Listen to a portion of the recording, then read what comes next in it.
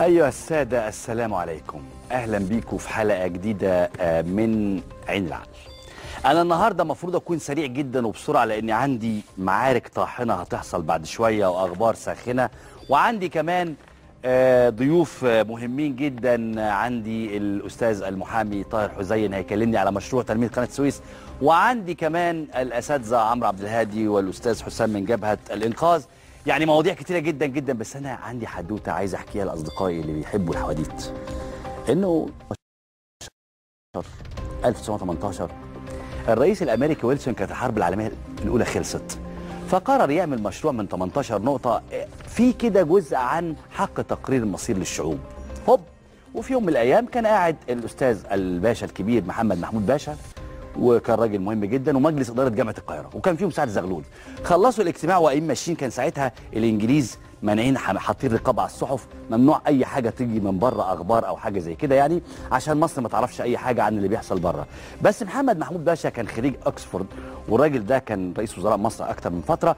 المهم الراجل ده كان بيجي له حقيبه كده مقفوله فيها جرايد بره، فعرف في الجورنال ان الرئيس الامريكي ويلسون قرر يعمل حاجه اسمها حق تقرير المصير للشعوب.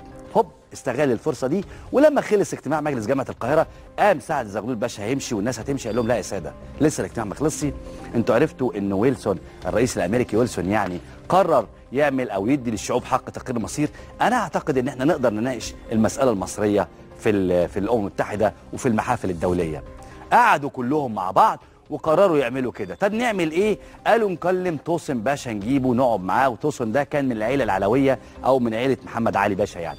المهم ما تعرفش مين خبيث راح لتوسن باشا قال له القصه دي، فتوسن شكل وفد. لما راحوا له محمود باشا وسعد زغلول قال لهم لا خلاص اقعدوا، انا شكلت وفد هيروح يناقش المشكله دي. وفد منين؟ من الباشوات الاتراك.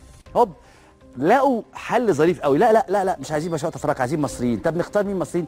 قال لك اخر ناس كانوا في الجمعيه التشريعيه في البرلمان يعني، فاختاروا سعد زغلول. راح سعد زغلول قابل المندوب السامي البريطاني وقال له احنا بعد اذنك كان ممنوع تسافر بره مصر من غير ما تاخد اذن المندوب السامي البريطاني. قال له بعد اذنك احنا هنناقش المساله البريطانيه، المساله المصريه قصدي، بره في المحافل في لندن وكده، فاحنا جايين نستاذنك. قال لهم هتتكلموا باسم مين؟ انتوا جايين تتكلموا باسم مين؟ قال له جايين نتكلم باسم الشعب المصري. قال لهم اي شعب مصري؟ انتوا مين؟ مين الشعب المصري؟ الاتراك، الفلاحين، الشوام، الارمن، اليهود، الاقباط، اي شعب مصري في دول؟ فين مصر في دول؟ كان ده اول سؤال عن القوميه المصريه او عن الهويه المصريه. ايه مصر في دول؟ مصر طبعا كانت مليانه زخم خواجات واجانب عايشين هنا. قال لهم اني مصر في دول. خرج سعد زغلول من عند المندوب السامي البريطاني وقرروا يعملوا حمله التوقيعات اللي انتوا تعرفوها. عملوا حمله توقيعات، الشعب كله فوض سعد الزغلول والوفد بتاعه انه يروح يناقش المساله المصريه. مصر كلها كانت بتعمل توقيعات للوفد ده بتاع سعد الزغلول. قامت بعد كده ثوره 19 لانه المندوب السامي البريطاني قرر انه يحجز الوفد ده ويعتقله، وقامت مصر كلها بمظاهرات وخرجت الستات وحصلت ثوره 1919 اللي كلنا بنتعلم منها لحد دلوقتي، واللي افرزت لنا ناس كتيره جدا جدا، منها مفكرين وكتاب وكل حاجه. سنه 24 هيطلع علي عبد الرازق، الشيخ علي عبد الرازق، وده كان شيخ مهيب في الازهر، هيطلع كتاب اسمه الاسلام واصول الحكم، وهيتحاكم وهيجرد من المنصب بتاعه من درجته العالميه بتاعه الازهر، ويطرد من الازهر خالص الشيخ علي عبد الرازق. سنه 26 هيصدر طه حسين كتاب اسمه في الشعر الجاهلي، والكتاب ده هيقام عليه ضجه لا تنتهي الا بالتحقيق مع الدكتور طه حسين، ويعتذر الدكتور طه حسين ويتصلح بعض الالفاظ العربيه اللي جت فيه، لانه كان عامل بحث علمي يعني على الديانه الاسلاميه وعلى كده. تمام؟ بعد كده سنه 35 هيظهر شباب جداد بقى مفكرين من نوعيه توفيق دياب. تخيلوا توفيق دياب ده يبقى قريب او جد صلاح دياب اللي هو مؤسس المصري اليوم دلوقتي. يطلع بقى جيل توفيق دياب. المسرح المصري هيزدهر، الغنى المصري هيزدهر، الادب المصري هيزدهر، والصحافه. هيطلع جيل 35 ده اللي هو جيل فيه فتحي رضوان، وفي كمان حافظ محمود، وفي ناس كتيره جدا. تخيلوا سنه 35 هيتقبض على حافظ محمود وفتحي رضوان في قضيه بخصوص نشر مقال او كده، وتدافع عنهم محاميه مصريه اسمها نعيمه الايوبي، تقف تدافع عنهم في المحكمه. خلاص اتعلمت الست وخرجت بعد ثوره 19. الناس في مصر بعد ثوره 19 اتغيروا تماما. سنه 41 هتصدر اول قرار لنقابه الصحفيين المصريه، وسنه 40 برضه في الاربعينات هيطلع بعد كده سنه 28 تقريبا او حاجه و30 هيطلع بنك مصر ومؤسسات العظيم طلعت حرب. لحد الاربعينات مصر هتفضل تزدهر تزدهر تزدهر وتجني ثمار ثوره 19. ما تفهمش بقى لحد سنه 54 او بعد كده في الستينات هتموت كل ده وهتنطفئ تماما مشاعل ثوره 19 في الادب والفن. كل اللي اتعلمنا على ايديهم، كل اللي بنقرا لهم دلوقتي، كل الناس العظماء اللي بنوا مصر واللي عملوا القوه الناعمه لمصر كانوا ابناء او خريجين ثوره 19. قامت بقى ثوره ايه؟ يناير 25 يناير بتاعتنا دي، فتمشي تلاقي سواق التاكسي يقول لك والله العظيم الثوره دي جابت لنا الخراب. هو لسه يا ريس الثوره لسه سنتين. ثوره 19 لما بدات في 9 نوفمبر، لما وقف الطلبه، وقف طالب في مدرسه الطب، ما كانش اسمها كليه الطب، طالب صغير كده، اصدر المعتمد البريطاني قرار بمنع خروج الطلبه من المدارس، منها المدارس العليا لمدرسه الطب مثلا. فكان كل نظار المدارس العليا انجليز، فوقف ناظر المدرسه العليا قفل الباب بالجنزير وقال للطلبه بالانجليزي ما حدش هيخش، ما حدش هيخرج. الطلبه انتخبوا ولد راح كده قرب ناحيه الناظر الانجليزي وقال له لو سمحت هنخرج. الناظر الانجليزي تخلى عن برود المعتاد وشتم الطلبه، بل بالعكس تهور وشتم المصريين. كانت النتيجه ان الولد المصري ده الصغير ده راح متطوع في شلوت وفي بطن الراجل الانجليزي، هنمشيها ببطنه.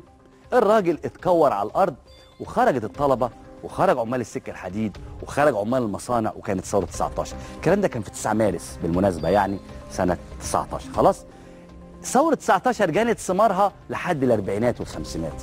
لما يجي واحد دلوقتي ينصب لك نصبه في وسط الشارع او باعه جائلين يحتلوا شوارع طلعت حرب وسط البلد، ونسمي ده على راي واحد صاحبي حدث سوي. يجي بقى سواق تاكسي او يجي واحد دلوقتي يقابلني في الشارع من شويه قال لي والله العظيم الثوره دي عملت فينا عمايل. عملت فيك ايه؟ دي لسه ده سنتين، ده لسه بيبي، ده احنا مش عارفين شكل الدوله عامل ازاي، ده احنا لسه جبهه الانقاذ واقعه في جبهه الضمير واقعين في الاخوان المسلمين، ده لسه الراجل مش يعني الدنيا بتبان قدامنا. انت فاكر الثوره زرار كده تدوس عليه فتتحول مصر من دوله نايمه 30 سنه او حاجه و30 سنه تتحول لدوله عظيمه وتطلع بقى طه حسين والعقاد وفتحي؟ مش معقول، يعني مش معقول ثوره هتجني ثمارها في سنتين. كل مصر دلوقتي، كل مصر بتستغل الثوره لمظاهر فئويه، اللي عايز يبني كشك بناه، اللي عايز يعمل بتاع لحام عجل اللي عمله، اللي داير يسارح ببتاع مش عارف عامل ازاي، اللي معطل الشارع، اللي بيقف صف تاني الى اخره. عشان كده تسمع كتير قوي الثوره دي ما كانش لها لازمه. امبارح قعدت مع واحد مش صاحبي قوي يعني، بس تفهمش ليه هو فجاه كده قال لك والله العظيم وحشتني طلت حسني مبارك. بالمناسبه الشاب ده عنده 21 سنه، بس يظهر انه الحاجات بقت في الدم، الفساد، التخلف، كل حاجه بقت في الدم. لسه بدري على ثوره 25 يناير لما تنتج ثمار زي ثمار ثوره 19. ليه ما قلتش في النص ثوره 23 يوليو؟ لانه بعض الناس بيقولوا انها حركه او انقلاب او حاجه، انما بعض الناس يقول لك لا دي مش ثوره. الشعب هو اللي طلع في 19 والشعب هو اللي طلع في 25 يناير. الشعب هو اللي طلع في 25 يناير، مش حماس زي ما بتحاول بعض المحطات الفضائيه وبعض الجرائد انها تصور لنا دلوقتي ان حماس هي اللي جت عملت الثوره. انا نزلت 25 يناير وناس كتير نزلت 25 يناير و28 ما كانش فيه حماس. عيب قوي، عيب لما تشوهوا ثوره شعب عشان تخدموا مصالح الراجل اللي قاعد في ترى وتعملوها انها كانت ثوره حماس. عيب. وده الكلام اللي بيقوله دلوقتي او النهارده الاستاذ فهمي هويدي اللي كاتب النهارده في الشروق، بيقول الان تعاد كتابه تاريخ الثوره المصريه من جديد. فاحدث طبعه من ذلك التاريخ تقول ان مبارك كان بريئا، دي احدث طبعه، ومظلوما. اما الاهم، امام الاهم في الطبعه الجديده فان من خرجوا الى ميدان التحرير كانوا رجال حماس، وهذا يعني ان مدرسه مبارك الصحفيه لا تزال ثابته العهد. لا يا استاذ فهمي، ثواني بقى، مش بس مدرسه مبارك الصحفيه، ده مدرسه مبارك الاعلاميه، ده مدرسه مبارك الاذاعيه، ده مدرسه مبارك في كل حته لا تزال ثابته على عهدها مع مبارك، ولسه بتقول له وحشني طليتك. الكلام ده كاتبه فهمي هويدي، مش الجزء اللي انا قلته يعني، في الشروق. استدعاء ديليسيبس بالارقام والخرائط اكتسبت الفكره زخمها، فعوائد قناه السويس اقل من ممرات بحريه اخرى لا تقارن بقيمتها الاستراتيجيه الفريده. اضطراب التصورات بادئ في نصوص قانون تحوطه مخاوف استدعاء الهيمنه على قناه السويس من جديد. عبد الله السناوي في الشروق. الوديعه والصندوق، بينما شروط صندوق النقد الدولي تكون الى حد كبير معروفه او يمكن توقعها، فإن الشروط والتفاهمات التي تأتي مع الودائع من الدول الشقيقة لا تكون معروفة. هذه المخاوف من الودائع يمكن تجاوزها بالإعلان بوضوح وشفافية عن كل الشروط الخاصة بكل وديعة. هو بيتكلم الأستاذ صلاح منتصر في الأهرام النهاردة على إن فكرة إن الودائع اللي حطتها قطر أو غيرها من الدول العربية زي ليبيا مثلا الفوائد عليها، هو بيقول كده، أكبر من فوائد صندوق النقد، وإن لو ضاعت الفايدة دي أو لو ضاعت ده على الدولة بتاعت مصر لازم مصر تدفع الفوائد وأكتر من كده شوية. وده اللي بيقوله الأستاذ صلاح منتصر في الأهرام النهاردة. الباسورد المنسي في حكم الشعوب. في حالة مصر الآن هناك شعور بغياب أو ضياع الباسورد، أو أن الجماعة والرئيس ما زالوا يديرون بنفس طريقة مبارك، غير قادرين على قراءة الإشارات التي يقدمها له الواقع، معتقدين أن الباسورد القديم لا زال يصلح لواقع جديد. أكرم القصاص في اليوم السابع. المسارات العربية. مسارات التغيير وبناء الديمقراطية في العالم العربي ليست سهلة، ومصر بعد أن كان التفاؤل بها كبيرا تراجع بصورة مذهلة الآن دورها الآن، دون أن يعني ذلك فقدان الأمل في بناء نظام ديمقراطي جديد. ده عمرو الشبكي في المصري اليوم.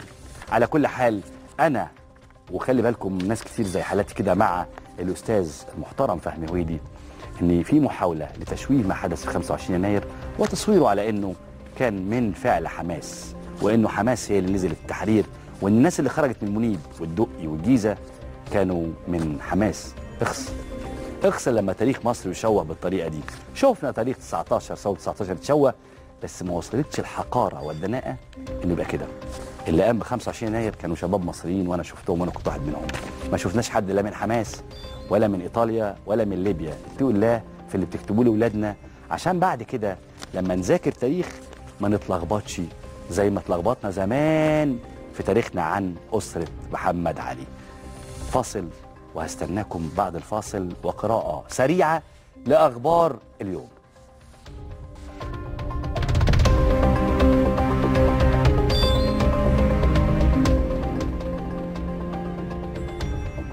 اهلا بيكم. انا بس امبارح قلت خبر كده، لما رجعت البيت لقيت انه الخبر اللي هو خاص بانه المخابرات المصرية سلمت خيرت الشاطر تسجيلات.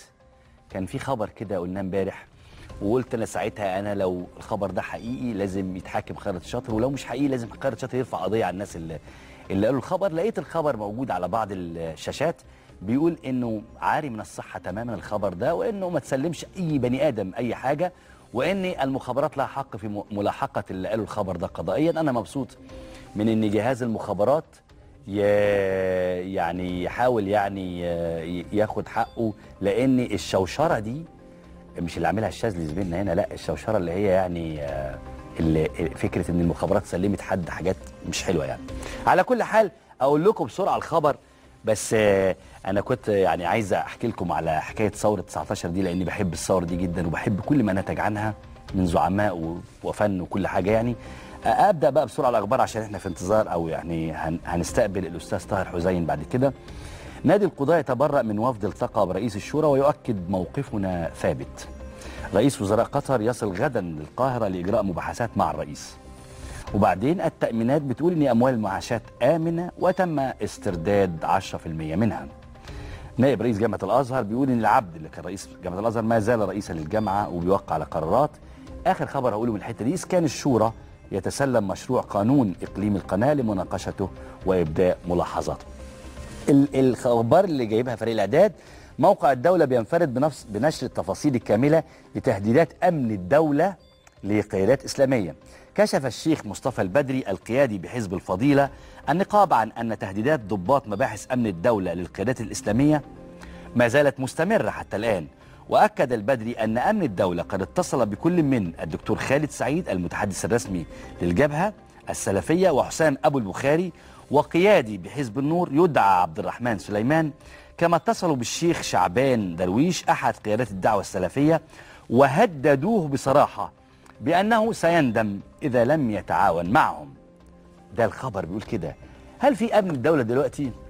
ما اعرفش. هل دي حقيقة؟ خلوا ده كله الأسئلة لحد ما دلوقتي هنكلم الشيخ مصطفى البدري القيادي بحزب الفضيلة. شيخ مصطفى مساء الخير. اهلا وسهلا. مساء الخير يا فندم. شيخ مصطفى، الخبر ده إلى أي مدى صحته؟ الخبر صحيح كله، الا ان في بس تصحيح معلومه في اخر الخبر، وهي ان الاتصال كان بالاخ عبد الرحمن اللي هو مسؤول في حزب الفضيله، وهو اللي اتصل بالشيخ شعبان درويش واخبره بالتهديد. يعني التهديد ما راحش مباشره، ما راحش للشيخ ده شعبان درويش، لكن راح راح للاخ عبد الرحمن. قال له هتندم لو ما كنتش هتسمع الكلام وتيجي تكمل متابعات عندنا.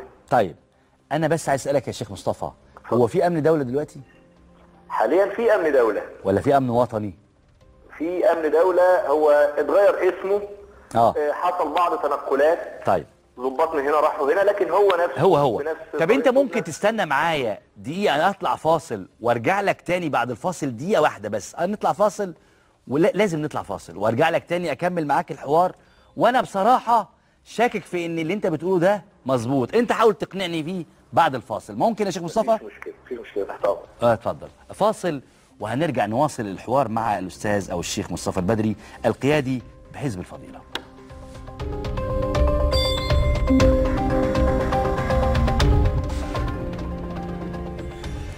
اهلا بيكم مره ثانيه بعد الفاصل. كنا قبل الفاصل بنتكلم مع الشيخ مصطفى البدري القيادي بحزب الفضيله. شيخ مصطفى حضرتك معايا؟ مع حضرتك يا فندم. اوعى تفهم ان انا بستفزك يا شيخ مصطفى، اوعى. لا ارجوك، انا بس مش مصدق ان في اصلا بجد قيادات امن دوله وبيهددوا والحاجات بتاع نظام مبارك دي. انت بتقول لي لا ده في الامن الوطني هو امن الدوله، صحيح؟ صحيح. طيب عايزين منكم ايه يا شيخ مصطفى؟ عايزين مننا ايه؟ ابتداء لازم ناكد ان النظام لم يسقط بكل اركانه. تمام. بل اللي سقط راس النظام، وفي محاولات من الرئيس محمد مرسي ربنا يعينه على انه يكمل وينشئ فعلا نظام جديد كانت بتحلم بيه ثوره 25. هو حزب الفضيله ده حزب سلفي. حزب الفضيله حزب سلفي، وانا مؤسس دعوه سلفيه بالعبور. طب كويس قوي، بس انتوا بتأيدوا مرسي قوي كده للدرجه دي؟ يعني انتوا مش عندكم مشاكل مع الحريه والعداله؟ احنا عندنا مشاكل وعندنا اعتراضات، لكن مش معناها ان احنا نطالب باسقاط الرئيس، لان تمام. الرئيس جه بشرعيه. تمام. اذا الرئيس بيحاول على حد تعبير حضرتك انه يزيح الدوله القديمه. تمام. صحيح. كويس. جهاز الامن الوطني مع بعض رموز القضاء مع بعض المسيطرين على بعض مفاصل الدوله عندهم امل ان النظام يعود مره ثانيه. كويس. فبيحاولوا يعملوا تحركات منها تشويه الرئاسه، لان انا لما اتصلوا بيا اتصلت بالرئاسه. ايوه. وفوجئت ان هم ما بيتحركوش تحت سيطره الرئاسه، ده هم تحركاتهم تحركات فرديه. لا يعني مين اللي عايز يشوه يا شيخ مصطفى؟ مين اللي عايز يشوه صوره الرئاسه؟ اللي هم امن الدوله؟ طبعا. هو قال لك كده ولا هو قال لك تتعاون معايا؟ هو ما قاليش، هو قال لي تتعاون معايا، لكن انا لما اتصل بالرئاسه ويقولوا لي ان هم بيتحركوا خارج اطار السيطره، وان الكلام اللي هم قالوا لك عليه ده غير معلوم عنه اي شيء داخل مؤسسه الرئاسه، وكان يعني ده تحليل مني ومن اللي كنت بتواصل معاه داخل المؤسسه ان ده فعلا تحركات داخل امن الدوله لتشويه صوره المؤسسه. يعني امن الدوله او قيادات بعض ضباط امن الدوله كلموا الاستاذ عبد الرحمن سليمان علشان يتعاون معاهم. حضرتك معاهم عبد الرحمن سليمان كلموه مباشره ان انت تيجي تتابع زي ما كنت بتتابع قبل الثوره، والا تتحمل نتيجه اللي هيحصل لك. كان بيتابع ازاي قبل الثوره يا شيخ مصطفى؟ عادي بيتم استدعائه وبيروح، يعني على اساس ان هو مواطن مش عايز يتقبض عليه ومش عايز يتعرض يروح يبلغ عن الناس مثلا؟ لا هو كان مساله بس متابعه للتعرف على تحركاته. بيروح فين وبيجي منين والحاجات دي. ده اللي كان بيحصل مع يعني بعض الاشخاص منهم الاخ عبد الرحمن. تمام. فانت كلمت الرئاسه، فالرئاسه قالت لك او قالت لكم يعني انه ده تحركات من ورانا. طبعا انا كلمت الرئاسه عشان الاتصال اللي حصل بيا مباشره اكتر من مره. انا اتصلوا بيا 3 مرات، ومره جالي ضابط لحد عندي لما قلت له انا مش هاجي عندكم، اللي عاوزني يجي لي. وتواصلت مع الرئاسه لما حسيت ان في تهديد مباشر ليا ولاولادي، لان بيقول لي انت اخبار اولادك ايه. في اخر مره كان بيكلمني رئيس مكتب شبرا بيقول لي انت اخبار اولادك ايه وعاملين ايه. حسيت كده في تلميح بتهديد. طب ما جايز الراجل بيودك يا شيخ مصطفى، ليه النيه السيئه؟ ما انا مش عارف المواد دي هتيجي منين وهتبقى وليده اللحظه. امبارح كنا اعداء وخصوم، والنهارده فجاه كده بقينا حبايب وبيسال على اولادي. مش معهود ابدا ان في ضابط امن دوله ولا ضابط عادي بيتصل بواحد ويقول له اخبار اولادك ايه. ما بتجيش خالص. مين في الرئاسه معلش كلمته فقال لك انهم بيتحركوا من ورانا؟ والله الاسماء انا يعني لابد اتحفظ عليها لحد ما هم نفسهم يعلنوها، لان دي حاجات يعني خاصه بيهم هم. انا قصدي اقول ما جايز حد مش مصدر مسؤول، يعني قصدي جايز حد كده يعني. لا انا اعرف كويس ان هو مصدر مسؤول، واعرف كويس انا بكلم المصدر المسؤول ده يا شيخ مصطفى قال لك ان امن الدوله بيتحرك من ورانا؟ بيتحرك من ورانا، ده كلام كان واضح وصريح. طب وده كلام النبي؟ يعني ايه يتحرك من ورا الرئاسه؟ طب والرئاسه مش مراقباهم، مش شايفاهم؟ انا هقول لك ما هو اشد من ذلك. اتفضل. يعني بلغوني ان في تقارير ضباط امن الدوله رفعوها في لواءات شرطه وتم ترقيتهم وتم تكريمهم من الرئيس وهم اصلا بيعملوا ضد الرئيس. يعني تم ترقيتهم وتكريمهم بناء على التقارير اللي اترفعت من ضباط امن الدوله اللي هي اساسا غير حقيقيه. يعني هم بالمعنى البلدي العبيط كده ضحكوا على الرئيس، يعني ضحكوا على الرئيس. ولحد النهارده الرئيس مش قادر يحط ايده على المفاصل اللي بيها يعرف يسيطر على ضباط امن الدوله القدام ولا لواءات الشرطه الكبار. ده تصريح خطير يا شيخ مصطفى. يعني الرئيس بيشتغل. اتفضل. انا اتحمل مسؤوليته لان انا الكلام ده بقوله بناء على مواقف شخصيه حصلت معايا وبناء على تواصلي داخل المؤسسه. اذا على مسؤوليه الشيخ مصطفى البدري القيادي بحزب الفضيله ان امن الدوله لا زال موجود. يعني انا ممكن انزل اروح دلوقتي الاقي ضباط امن الدوله قدام مدينه الانتاج بيحققوا معايا وبيكلموني وكده، صح؟ ممكن يقتحموا على حضرتك البيت الساعه 2 بالليل زي ما عملوا مع بعض الافراد قريب في الوقت ده يعني. طبعا بعد الثوره. واحنا ان شاء الله رايحين لهم زياره الساعه 2 بالليل برضه يوم الخميس القادم في مقر امن الدوله الرئيسي. هتقول لهم ايه؟ هتعملوا معاهم ايه؟ هتقول لهم ايه؟ رايحين نزورهم زي ما كانوا بيزورونا، رايحين يعني نشرب شاي نقدم جاتوه كده يعني. في مكاتبهم ولا في بيوتهم؟ في مكتبهم طبعا، احنا مالناش دعوه ببيوتهم، مسائل الشخصيه دي. اصل هم كانوا بيزوروكوا في البيت. لا احنا محترمين شويه، رايحين المكتب، رايحين مقر امن الدوله الرئيسي. يعني على مسؤوليتك انت ان امن الدوله لا زال يعمل حتى هذه اللحظه بنظام مبارك ضد مؤسسه الرئاسه. سيدي الفاضل، احنا في اثناء تنسيقنا للمظاهرات اللي حصلت من اسبوعين عند دار القضاء، انا اتكلمت مباشره مع الدكتور محمد بلتاجي وقلت له لازم يتحط من ضمن المطالب حل جهاز امن الدوله او المسمى بالامن الوطني، ومساله اعاده الهيكله او يعني ان هو ينزل يشتغل بشكل جديد. طب وزير الداخليه فين؟ وزير الداخليه فين يا شيخ مصطفى؟ وزير الداخليه يعني للاسف اقول لحضرتك ان هو بيتواصل فعلا مع الرئاسه وبيحاول ان هو ينجز، لكنه مش قادر يعيد هيكله وزاره الداخليه بشكل صحيح. يعني امن الدوله بيعمل بعيدا عن وزير الداخليه ورئيس الجمهوريه شخصيا. نعم يا فندم. طب ما كده يبقى عليه العوض. صحيح في خلل كبير جدا، واحنا نتمنى والرساله دي بوصلها واضحه قويه جدا لوزير الداخليه لازم ينتبه ويلتفت، لان الحساب هيجي عليه هو. طبعا. ثوره 25 يناير قامت اول ما قامت على ظلم وطغيان وزاره الداخليه اللي كانت بتنفذه بتحريكات او بتوجيهات من الرئيس المخلوع محمد حسني مبارك. هذا الكلام على مسؤوليه الشيخ مصطفى البدري القيادي بحزب الفضيله، بشكرك جدا جدا وعليه العوض. في خبر هنا بيقول لي نادي القضاة نتمسك بتولي مجلس النواب مناقشة مشروع قانون السلطة القضائية. زمايلي الخبثة اللي هم زي شاذلي اللي كان بيتكلم من شوية ده مع أصحابه هنا، أصل هنا البلاتو هنا حميمي شوية، يعني ممكن حد يخش دلوقتي ويطلع ما تعرفش ده مين، بس كده يعني. في بقى واحد أخبث من شاذلي محضر لي قال إيه فيديو للزين. طب وريهولي كده. طيب بيقول لي هوريك الاول الزند وهو بيستنجد باوباما. وريني الزند وهو بيستنجد باوباما. ما حصلش طبعا، الزند عمره ما استنجد باوباما. وريهولي كده. قول الرئيس اوباما اذا كنت لا تدري ما يحدث في مصر فتلك مصيبه، واذا كنت تدري فالمصيبه اعظم. ان ما يحدث من عدوان على الحريات ومطاردة للنشطاء وتضييق للأحزاب لهو أمر يجل عن الوصف. وأمريكا التي رعت وترعى عليها أن تتحمل مسؤوليتها في رفع هذا العبء عن كاهل الشعب المصري. أنا مش مصدق إن المستشار الزندي يعمل كده بصراحة، يعني مصدوم، بس طبعا ده احنا شفناه من كام حلقه ده يعني.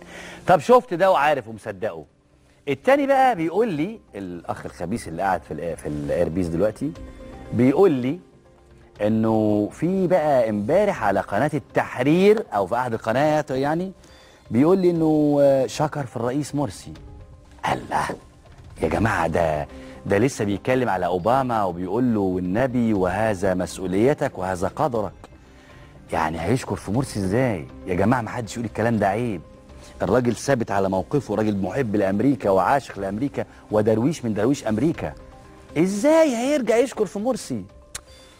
انا مش مصدق، والحقيقه ان الناس نواياها سيئه وفي ظل الحركات الثوريه الاخيره دي، ان واحد يفتح كشك غلط، او واحد يفتح ورشه لحام في حته ما هياش ورشه لحام، او واحد يخبط على بيتك بدعوه ان هو ثورجي، في ظل الحركات الثوريه الجديده دي ممكن حد يالف. طيب وريني بقى ازاي المستشار الزند على احد القنوات بالامس اللي هو امبارح شكر في الرئيس مرسي. سمعني كده، تقدر تسمعني يا حلواني؟ انا يقيني ان هذا الرجل رجل طيب ومحترم، وفي كل مره بيتكلم باحساس من لديه المعلومه المؤكده. لما بيشيد بالقضاء احساسه الحقيقي. طيب دي مبادئه الحقيقيه. اما كالدكتور محمد مرسي كشخص، انا على يقين انه يعز القضاء ويحترم القضاء.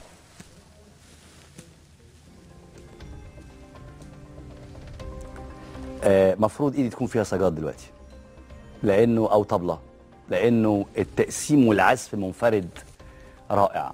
ايه ده؟ ايه يا راجل الحلاوه دي؟ بيقول له اوباما حريات مصر تنتهك. مين اللي بينتهك حريات مصر؟ مش معقول الضابط اللي واقف بره المدينه، ومش معقول الراجل السور اللي واقف على اشاره مرور. هو مرسي. وبعدين يجي يقول انا عارف ان الراجل ده بيحب القضاء وما بيتكلمش كلام اي كلام. ده فاكر كان في الثمانينات كده كان في مقطوعه معزوفه كده اسمها باحه ولا 40 طبله. دي مش باحه ولا 40 طبله، ده باحه وال 800 طبله.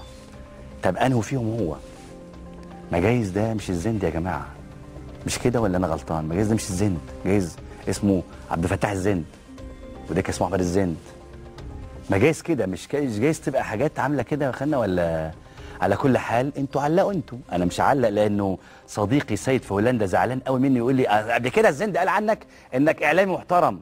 طب هو هيهددني بالكلمتين دول؟ انا محترم غصب عن اي حد، غصب عن الدوله. بس لما تيجي تقول لاوباما تعالى خش مصر انت او اي حد، انا ضدك. اي حد. وبقتدي بالبابا شنودة، وبقتدي بجورج اسحاق، وبقتدي بكل المحترمين اللي وقفوا وقالوا اللي يلجأ لدوله ثانيه في خلاف داخلي يبقى خاين. انا بقتدي بدول وده مبادئي. فما تجيش تقول لي عشان قال عنك اعلامي محترم فمفروض لما يقول لي اوباما هذا قدرك وهذا مسؤوليتك اطبل له. طب هو رجع اهو يا سيد قال لك الرئيس مرسي كويس. علق انت وابعت لي التعليق لان انا هستناه. عشان بسرعه المستشار طاهر حسين عندي. سلطات معبر رفح تصادر ملابس عسكريه قادمه من غزه. بص بقى اخبار بقى. صادرت السلطات الامنيه في معبر رفح البري اليوم ملابس عسكريه قادمه من غزه. كل الاخبار دي تصب في مصلحه ان اللي على غزه دول مش لا عرب ولا عندهم قضيتنا ولا مسلمين ولا عندهم دم اللي هم حماس. كل الاخبار دي تصب في ان حماس دي منظمه ارهابيه اعدالنا احنا، ثابت اسرائيل واعدالنا. انا بس بنصحكم ارجوكم لما تقروا الاخبار دي ابقوا فكروا. مفيش داعي تشككوا ولا بس فكر. الخبر ده بيصب في مصلحه مين؟ نادي القضاء بيقول دعوه الرئاسه. انا بس في خبر هنا عايز اقوله لان انا بحب الشيخ زايد جدا جدا جدا. في خبر هنا بيقول مصر تشيد بمبادره الشيخ خليفه بالافراج عن 103 من المصريين بالامارات.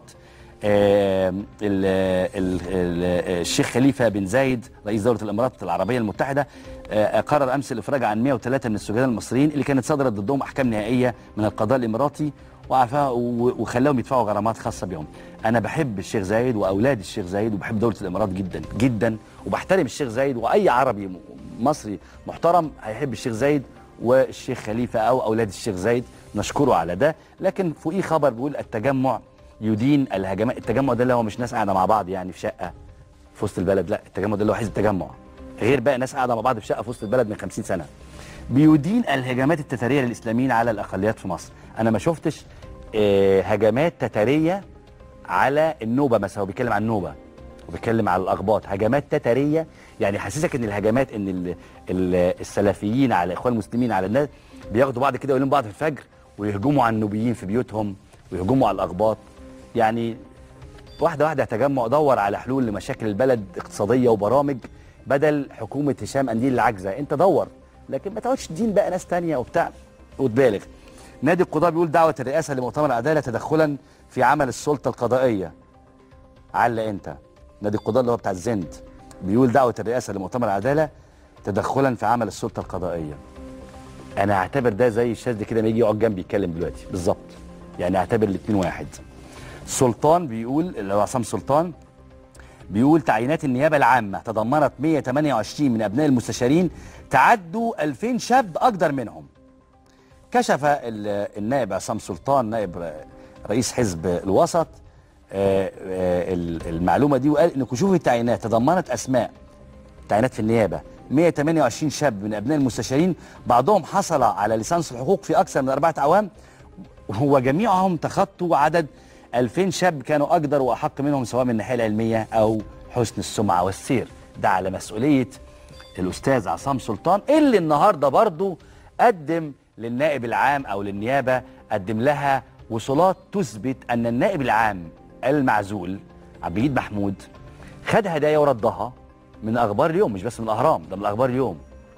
وفي جملة في العربي كده، إذا كان خد من الأهرام وخد من الأخبار، إذا كان يبقى خد بقى من وزارة التعدين وهيئة مش عارف تنشيط السياحة. الهدايا دي لسه ما حدش جاب سيرتها. عصام سلطان النهارده قدم وصولات بتقول انه النائب العام خد هدايا من الجمهورية والأخبار أو أخبار اليوم أو دار الأخبار يعني. ده على مسؤولية النائب عصام سلطان. أنا هكتفي بالأخبار دي بسرعة علشان بس ما ضيعش عليكم الموضوع المهم جدا اللي هو بتاع مشروع تنمية قناة السويس، اللي كنا فتحناه من يومين عبر مكالمة تليفونية عقب استقالة الأستاذ أو المهندس عصام شرف من اللجنة اللي بتشرف على المشروع دي. وكلمنا الأستاذ طاهر حسين اللي قال لنا إن في مشاكل فعلا وإن الفريق كله استقال. وإيه هو المشروع؟ حد عارف حاجة عن مشروع تنمية قناة السويس؟ وإيه علاقة المشروع ده ومراحله عاملة إزاي؟ وليه استقال الفريق ده؟ كل ده في حوار بعد الفاصل ده على طول. أنا في حوار مع الأستاذ طاهر حسين، وبعده اللي مهتم شوية يعني بعده في حوار مع أو لقاء ما بين شباب جبهة ضمير وشباب جبهة الإنقاذ، الممثلين في الأستاذ عمرو عبد الهادي عضو جبهة ضمير وعضو الجمعية التأسيسية لضد الدستور، والأستاذ حسام فودة أمين الشباب بحزب المصريين الأحرار وعضو جبهة الإنقاذ. الاثنين هيتحاوروا مع بعض احترام محترم ما بنخرجش فيه عن حدود اللياقة والأدب. وأنا سواء حسام فودة أو عمرو عبد الهادي مع حفظ الألقاب، الاثنين محترمين والاثنين عايزين مصلحة البلد. هنشوف ده بعد لقائنا مع الأستاذ طاهر حسين. واللي عايز يشوف الفقرة بتاعت الزند تاني، إن في ناس بتحب تسمع الحاجات دي كتير قوي وتنام عليها يعني بالليل، في الإعادة ممكن تسمعها وتشوف الطبلة كانت عاملة إزاي، هل كانت مظبوطة ولا لأ، مقسوم ولا 3/4 تون والحاجات دي. فاصل وهستناكم مع الأستاذ طاهر حسين.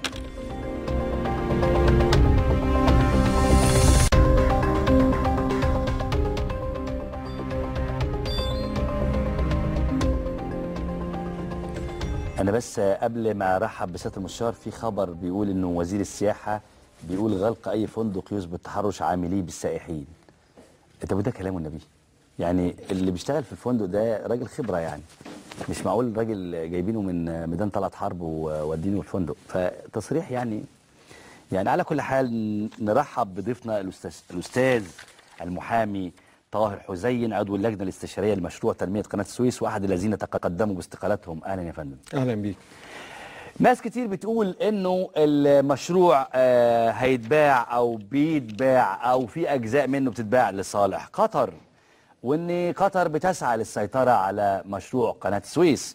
ناس كتير بتقول إنه الحصص بتاعت الناس مش مظبوطة وإنه في شبه مؤامرة حاصلة يعني. لكن إيه هو المشروع؟ حد يعرف أي حاجة عن مشروع تنمية قناة السويس هيبقى عامل إزاي؟ أحسن حد ممكن يعرفنا عليه هو الأستاذ طاهر حسين. أستاذ طاهر، إيه هو المشروع؟ بص، هو المشروع يبدأ أساسا ببورسعيد. بورسعيد اللي هو كان معروف من قبل ميناء شرق التفريع. كويس. ميناء محوري يعني هاب بورت، ميناء كبير له ظهير. هذا الظهير بيستخدم في التجارة الحرة والصناعة الحرة الدولية والنشاط اللوجستي، الدعم يعني. وعشان خاطر نسهل المسألة، هو يعتبر نظير مثلا سنغافورة، زي سنغافورة زي جبل علي، زي هونج كونج كده يعني، زي روتردام. زيه بالظبط يا استاذ طاهر. والله ممكن يبقى احسن لان احنا موقعنا احسن. لعلم حضرتك، اول ما ابتدوا يتكلموا عن مشروع بورسعيد او يعني مشروع في هذا المكان، يعني ابتدت سنغافورة دلوقتي احنا ابتدى يبقى لينا منافس. فبورسعيد هي احسن مكان في العالم ممكن يقام فيه مثل هذا المشروع. كويس. وهو مشروع من الناحيه الاقتصاديه عائداته عاليه جدا، قدرته على انه يستوعب عماله عاليه جدا لا يناظره اي نشاط تاني. تمام. فاحنا في امس الحاجه لمثل هذا المشروع عشان نقدر ان احنا ننتشل انفسنا من المشكله او المستنقع اللي احنا فيه، ونبتدي ننطلق والناس تبتدي تحس انه في تغيير في الاقتصاد. طب وايه وادي التكنولوجيا وايه مشروع المنطقه الصناعيه بشمال غرب خليج السويس؟ دي قصه بقى، حضرتك تحب تسمعها من الاول ولا تاخد مقتطفات ولا ايه بالظبط؟ يعني يعني دي ليها علاقه بالمشروع؟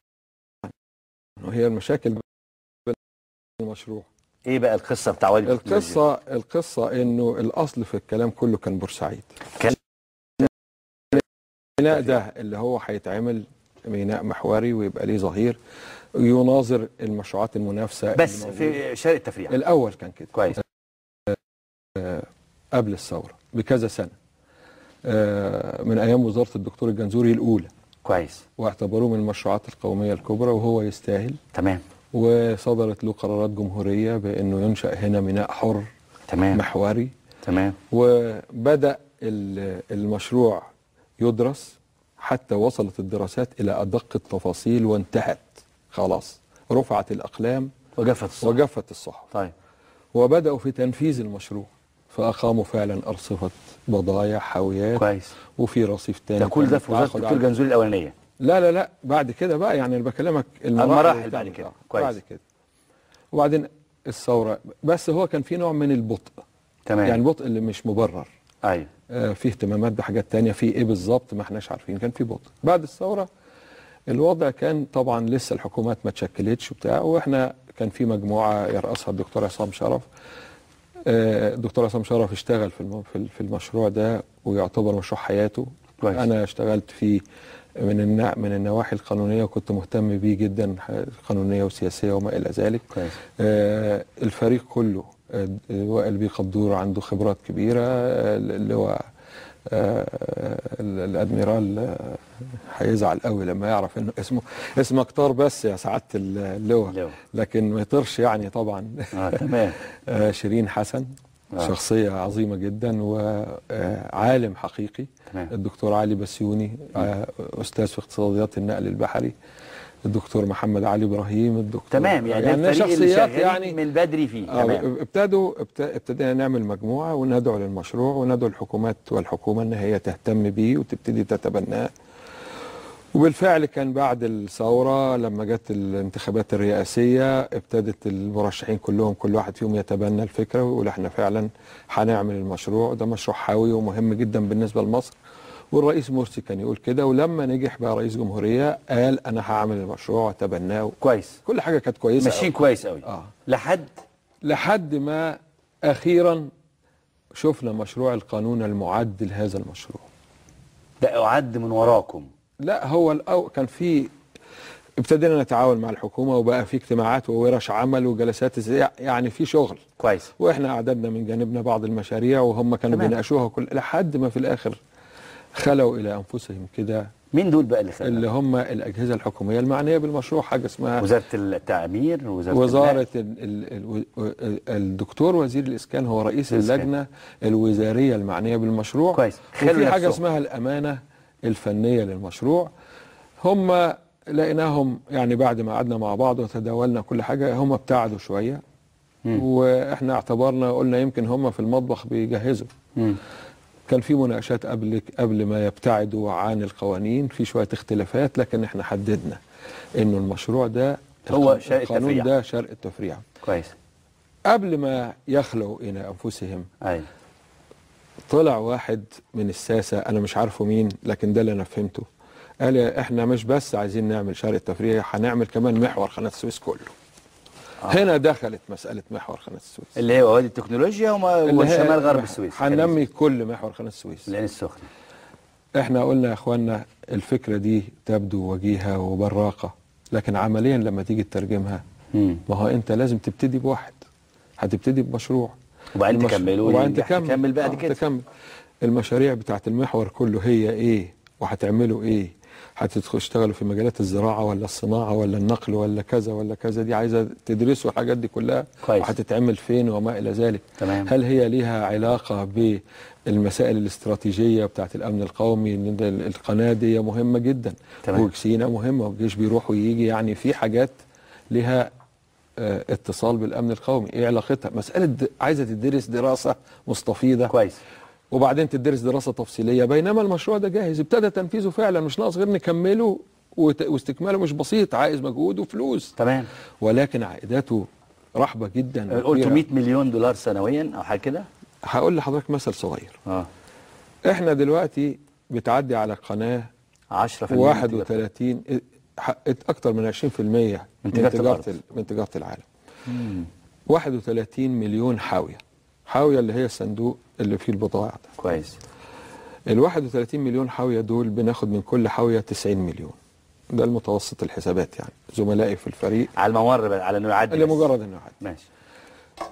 في ميناء روتردام في هولندا بياخدوا من الخدمات اللي بيأدوها للبضائع اللي جوه الحاويات ما يعادل 3500 ألف دولار. 3500 دولار على الحاوية تقريبا. لا يعني احنا بناخد هنا 90 دولار على الحاوية تعدي بس. هناك بياخدوا 3500 دولار على الحاوية. فرق كبير قوي. فرق 4000، فرق 3410 دولار على كل حاجة عشان الخدمات. ده مقابل خدمات بتؤدى للبضائع اللي احنا عاملين الظهير عشان تتواجد فيه المراكز اللي تؤدي هذه الخدمات. كويس. دي عائدات. الفرق ده يتطلب ان احنا نعجل بالمشروع. كل يوم تأخير علينا. لو احنا كنا بندي الخدمات دي ل 10% من عدد الحاويات 3 مليون بس. اضربها حضرتك في 3500. لا ما اعرفش يعني حسبة كبيرة يعني. كل يوم بيعدي احنا بنخسر المبالغ دي. زائد انه اصحاب المشاريع اللي هتتعمل اللي هم عبارة عن مصانع لشركات عالمية كبرى وعايزة تعمل مراكز تجميع لبضائع. قلت لي في التليفون لو تعاقدوا مع ناس تانية خلاص راح التعاقد ده، لو تعاقدوا في ماليزيا او في سنغافورة خلاص. لا مش قصدي، هنا في المنطقة في مشاريع حوالينا منافسة زي ده. هم هيفضلوا مشروعنا احنا على اعتبار ان ده يعدي على الارض احسن يعني. مكان. لكن والله لو مش متيسر لا خلاص هيروح حته ثانيه. بعد كده هتقول له فك بقى اصنع مصنعك وهاته ثاني لما تجهز انت. العالم مش هيستنى حد، الدنيا بتمشي. اذا اللي لخبط المشروع هو دخول مشروع وادي التكنولوجيا ومشروع دخول مشروع فكره ان احنا هنعمل المحور كله. فاحنا قلنا لهم يا اخوانا كده مش هينفع، ما نعطلش مشروع جاهز عشان هندرس مشاريع جديده. كويس. والله اقصى ما يمكن عمله ان انتوا تدرسوا براحتكم ونفذوا ده.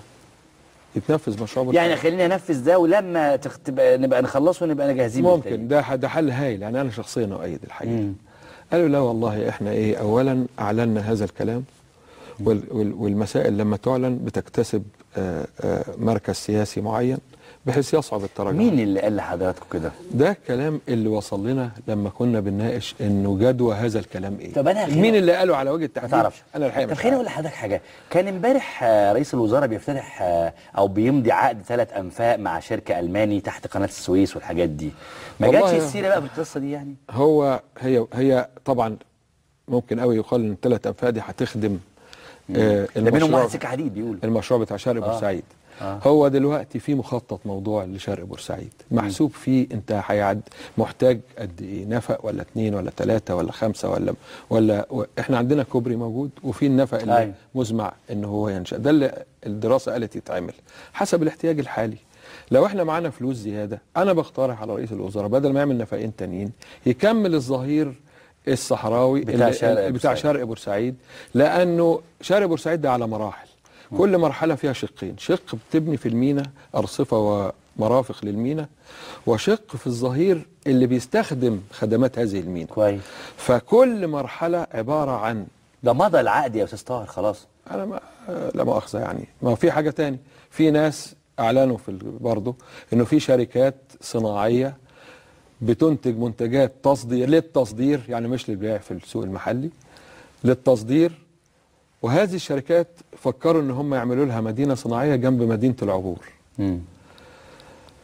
الدنيا كلها بتفكر لوجستيا فتعمل المصانع في حتة جنب السواحل. كويس. جنب المواني المحورية. كويس. انت حضرتك بتقول الناس دول هيشتغلوا في التصدير. طب لما هم هيشتغلوا في التصدير جايبهم جنب القاهره ليه؟ ما هم محتاجين يصفروا البضاعه. معقول يا استاذ طاهر هم مش فاهمين الحكايه دي يعني؟ انا مش، بص حضرتك، انا ما اقدرش احكم على نفسي، هو لازم ليه رؤيه ما قالها، ما قالوا لناش. اللي قالوه لنا بالنسبه لاقحام موضوع وادي التكنولوجيا وغرب خليج السويس والعين السخنه، انه احنا عايزين تنميه متوازنه لكل منطقه المحور. انا معاك انه التنميه المتوازنه دي حاجه كويسه وبتاع، بس اشمعنى يعني منطقه المحور؟ ما تعمل تنميه متوازنه للمحور وسينا مع بعض، ما تعمل تنميه متوازنه للدلتا. هو في غرب خليج السويس والعين السخنه بيقول هيعمل مصانع اسمده ومستلزمات والياف سجاد وغزل ونسيج، مشتقات بترول، وقود طائرات، سفن، مركبات، اطارات. بص حضرتك، المشروع اللي بنتكلم عليه بتاع شرق بورسعيد بتاع شمال غرب خليج السويس او حاجه قريبه منه، برضه متصله بنفس النشاط. تمام.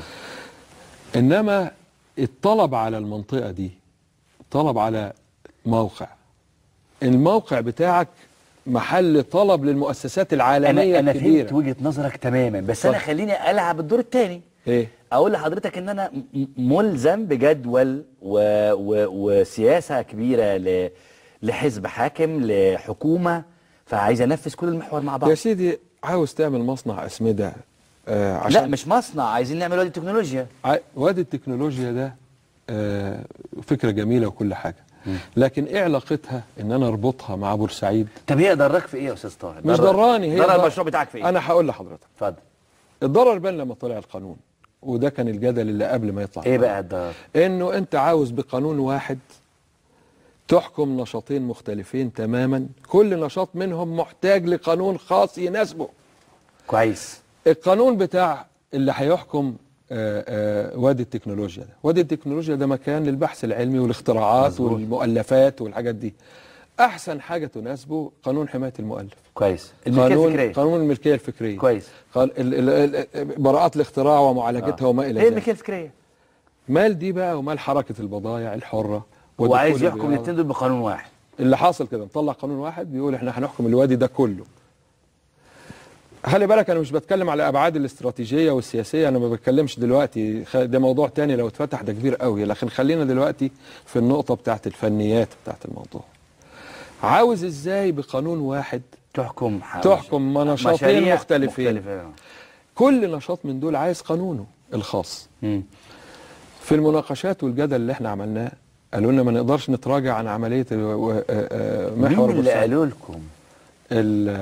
يعني انت عاوز احدد شخصيات؟ انا مش عارف مين شخصيات، لكن احنا كنا بنتكلم مع ساده من اللي بيشتغلوا في وزاره الاسكان ووزاره النقل، بيعملوا لجان وبنعمل مع بعض ورش عمل واجتماعات. قالوا لكم بقى دول اللي قالوا لكم؟ قالوا لا مش ممكن خلاص، احنا لدرجه انه جم مره وقد اعدوا نوع من كراسه شروط عشان تطرح للمؤسسات بيوت الخبره العالميه. لا اتعرضت. كويس. بيوت الخبره العالميه عشان تيجي تدرس المسائل دي. انا شخصيا كنت واحد من المعترضين، قلت ده كل النتيجه بتاعته، مش عايز اقول الهدف بتاعه لانه مش عايز ادخل في نوايا حد، لكن النتيجه الاثر بتاعه هو تعطيل مشروع بورسعيد. الكراسه دي لانه انت دلوقتي بتقول ده بيوت الخبره اللي عايزه تيجي تدرس، ادرس لي بقى من اول بورسعيد لحد البحر الاحمر. طب ما في بورسعيد ده منتهيه دراسته، خلاص انتهت بالتفصيل. يعني فين هتحط شماعه البشاكير مدروسه؟ خلاص ده خلص. عايز تدرسها تاني ليه؟ وبعدين نسال طب ما تنفذوا ده وادرسوا براحتكم في الباقي، يقول لك لا احنا عايزين تنميه متوازيه. طب هي الناس في مصر ما بتكلمش بعض، يعني مفيش. ما احنا بعدين كنا بنتكلم، لكن في حد بيسمع وما نعرفش تعليقه ايه، وبعدين في الاخر طلع لنا بالقانون ده. لما طلع القانون بهذا الشكل لقيناه حديث في واد غير الوادي اللي احنا بنتكلم فيه وغير الموضوع اللي احنا بنتكلم فيه. فزعلتوا او يعني؟ لا مش مسألة زعلنا، هي مسألة موضوعية بحتة. انا لسه كنت بضرب مثل امبارح، انت راكب قطر رايح اسوان، لقيت القطر اللي انت راكبه رايح اسكندرية، تنزل ولا تقعد؟ على حسب الراحة. يعني القضية باختصار شديد انه مشروع بورسعيد لا يتحمل التأخير. طيب. ولا يمس أي مسائل تتصل بالأمن القومي ولا الاستراتيجية ولا غيره، وجاهز للتنفيذ واستكمال التنفيذ. هو بيتنفذ فعلا وبيشتغل، ما هو بيشتغل وجاهز بقانونه وبلوائحه وبكل حاجة. لا في قانون مفروض يطلع له. احنا تصورنا قانون معين كويس، وهم طلعوا لنا القانون ده. القانون ده على اساس انه الهيئه اللي ماسكاه واللي بيحكمها هذا القانون هتطبقه على جميع المشروعات. ما انا فاهم، بس او تجيب شركات من شركات اسمها شركات المشروع تتعاقد معاها بعقود امتياز انها تدير هذه المشروع. كويس. وهنا دي خطر جدا. لانه يعني امنيا خطر انه الشركه اسهمها بتتداول، ممكن تنتقل ملكيتها لحد مش لازم تكون معاها. لكن يعني بس افهم الناس دي حاجه ثانيه. حضرتك تقصد انه ممكن يملكها شخص وبعدين يبيعها لشخص ثاني اسرائيلي مثلا، مش يعني مصري. بصرف النظر المهم انها لازم تبقى مصري. في حاجات ما تنفعش ما تبقاش مصري، حاجات مش لازم تكون في حجم المشروع ده. المشروع ده حجمه كبير جدا، يتضاءل جنبه السد العالي على اهميته. طبعا. لما انا بكلم حضرتك في مصنع شوكولاته، ده انا بكلم حضرتك في مشروع يستوعب عديد من مصانع مصانع السيارات الكبرى، مصانع الأجهزة الكبرى، مراكز لوجستية عشان تجمع وتعمل وتغلف، نشاط مهول يستوعب عمالة مهولة يحوي كذا مصنع، عشرات المصانع كل ده. دلوقتي بدأوا تشغيل الأرصفة اللي اتعملت في المينا، لكن مفروض انه تجهز لها الظهير عشان خاطر يخدموا على بعض. لما يكون عندك فلوس تعمل بيهم انفاق غير مطلوبه ليه؟ طب ما نعمل النفق الاولاني والباقي استخدمه في بناء الظهير. ايه الاصرار على عدم استكمال الظهير؟ مش فاهم. كل ده يقول لك عشان اعمل تنميه متوازيه. يعني ايه تنميه متوازنه؟ ما فيش مشروع هيسبق الثاني في التنميه المتوازنه اللي هنعملها. يعني اولويات يعني مش في اولويات. افرض انه انت عايز تعمل تنميه متوازنه، مش في الاخر في اولويه المشروع ده هيسبق ده والمشروع ده هيتبع ده مش هيحصل كده؟ هيحصل غصب عنك. طيب ما ده جاهز اهو، يلا دوس الزرار عشان يبتدي يشتغل. في حاجات كملت يعني انت كل المطلوب اعمل لي الظهير اللي هيخدم على الرصيف ده. ده بالنسبه للمرحله الاولى. احنا عندنا مراحل تخلص سنه 30 وتصرف مليارات وتجيب عشرات المليارات. مشروع مهول. طيب بقول لك سنغافوره. طيب كان استقال المهندس عصام شرف او قدم استقالته واللجنه كلها هو احنا مش يعني الاستقاله هو التعبير الشائع، لكن احنا اعتذرنا عن مواصله التعاون في هذا المشروع. اعتذرت لرئيس الجمهوريه؟ اعتذرنا للجنه الوزاريه التي يرأسها الدكتور طارق وفيق، وقلنا له احنا مش هنقدر نستمر في حين ان احنا بنجد المشروع بيحيد عن الاتجاه بتاعه. خلاص. وكان رد فعل الدكتور طارق؟ والله الدكتور طارق رجل يعني ممتاز جدا وودود، وقال يا اخوانا احنا ممكن نعيد مناقشه ونتناقش وكذا وكذا. خطوات كويسه، نامل انه تعاد. يعني بص حضرتك، القضيه لو كانت انه المجموعه اللي اعتذرت دي ترجع تاني تشتغل، احنا مش بنعترف بهذه القضيه. مش مهم نرجع نشتغل ولا ما نرجعش، مش مهم يبقى لنا وجود خالص في الموضوع ده. طيب المهم تعمل صح. لو اتعمل صح لا ده احنا مستعدين نعمل تحت امرهم، واذا كان احنا يعني في اللي افضل مننا يتقدم بس يتعمل صح. طب خلينا نسال المهندس محمد صادق رئيس لجنه النقل بمجلس الشورى على صدى الاعتذار. مهندس محمد مساء الخير يا فندم. اهلا وسهلا، مساء النور. انا معايا المهندس الاستاذ طاهر حزين المحامي وعضو اللجنه الاستشاريه لمشروع تنميه قناه السويس، وعندنا مشاكل والفريق اعتذر. هل مجلس الشورى عمل ايه او رد فعله ايه على اعتذار اللجنه؟ خليني اقول لحضرتك ان احنا كنا دعينا المجموعه اللي موجود فيها برئاسه الدكتور عصام شرف وعضويه الاستاذ طاهر حزين شرفنا، ومعاه الاستاذ بسيوني والكابتن شريف حسن. هذه المجموعه طبعا يعني قابلت بلاء حسنا، وكان العنوان العام للكلام بتاعنا ان ما فيش حد يدعي بانه صاحب فكره مشروع تنميه اقليم قناه السويس. صح. وهذا امر مقدر جدا ليهم. تمام. فطبعا الاستاذ طاهر والمجموعه اللي معاه برئاسه الدكتور عصام شرف كانوا متبرعين بالعمل لهذا الموضوع. تمام. يعني كون ان تكون نسميها استقاله او اعتذار، انا مش قادر. يعني طبعا هي ما هيش استقاله لان لم يعين ولم هذه المجموعه ولم تتقاضى اجر، كانت بتتعامل بشكل تطوعي، وهم اكيد بيساعدهم جدا جدا ان هذا المشروع ينهض.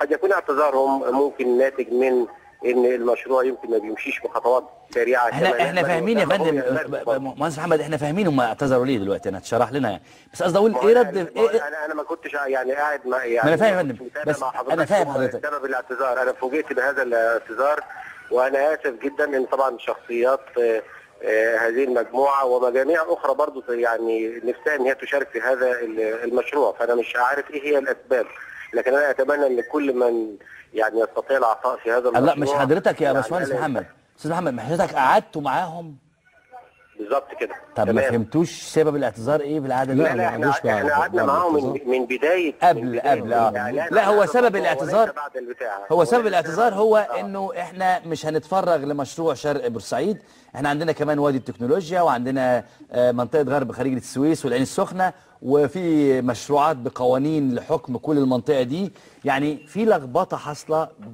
بصرف نظر بقى على تفصيلياتها يعني. هل ده ما وصلش لمجلس الشورى؟ يعني لا هو ما وصلنيش، انا اول مره اسمع هذا الكلام. احنا كانت القاعده العامه، ويمكن كان الدكتور عصام شرف قالها، ان المشروع جاهزه والتخطيطات مبدئيه جاهزه في كل منطقه، سواء ده صحيح في شرق بورسعيد، ولكن الشكل المتكامل هو ده اللي احنا بننتظره من الهيئه الجديده اللي هتشرف على هذا المشروع. هي في هيئه جديده هتشرف على المشروع؟ ومعنى ذلك يعني اقصد معنى ذلك ان احنا لابد ان احنا من هنا لحد ما تكون هذه الهيئه وتبدا اعمالها، ان المشاريع اللي في شرق بورسعيد او في السخنه او في غيرها تبدا على طول وتطرح، بغض النظر عن يعني ان الهيئه دي تكونت او القانون دخل للحكومه او ما دخلش، لكن لا يمكن ابدا ان ننتظر لحين تكوين. يا باشمهندس محمد انا بس هو في هيئه اتكونت؟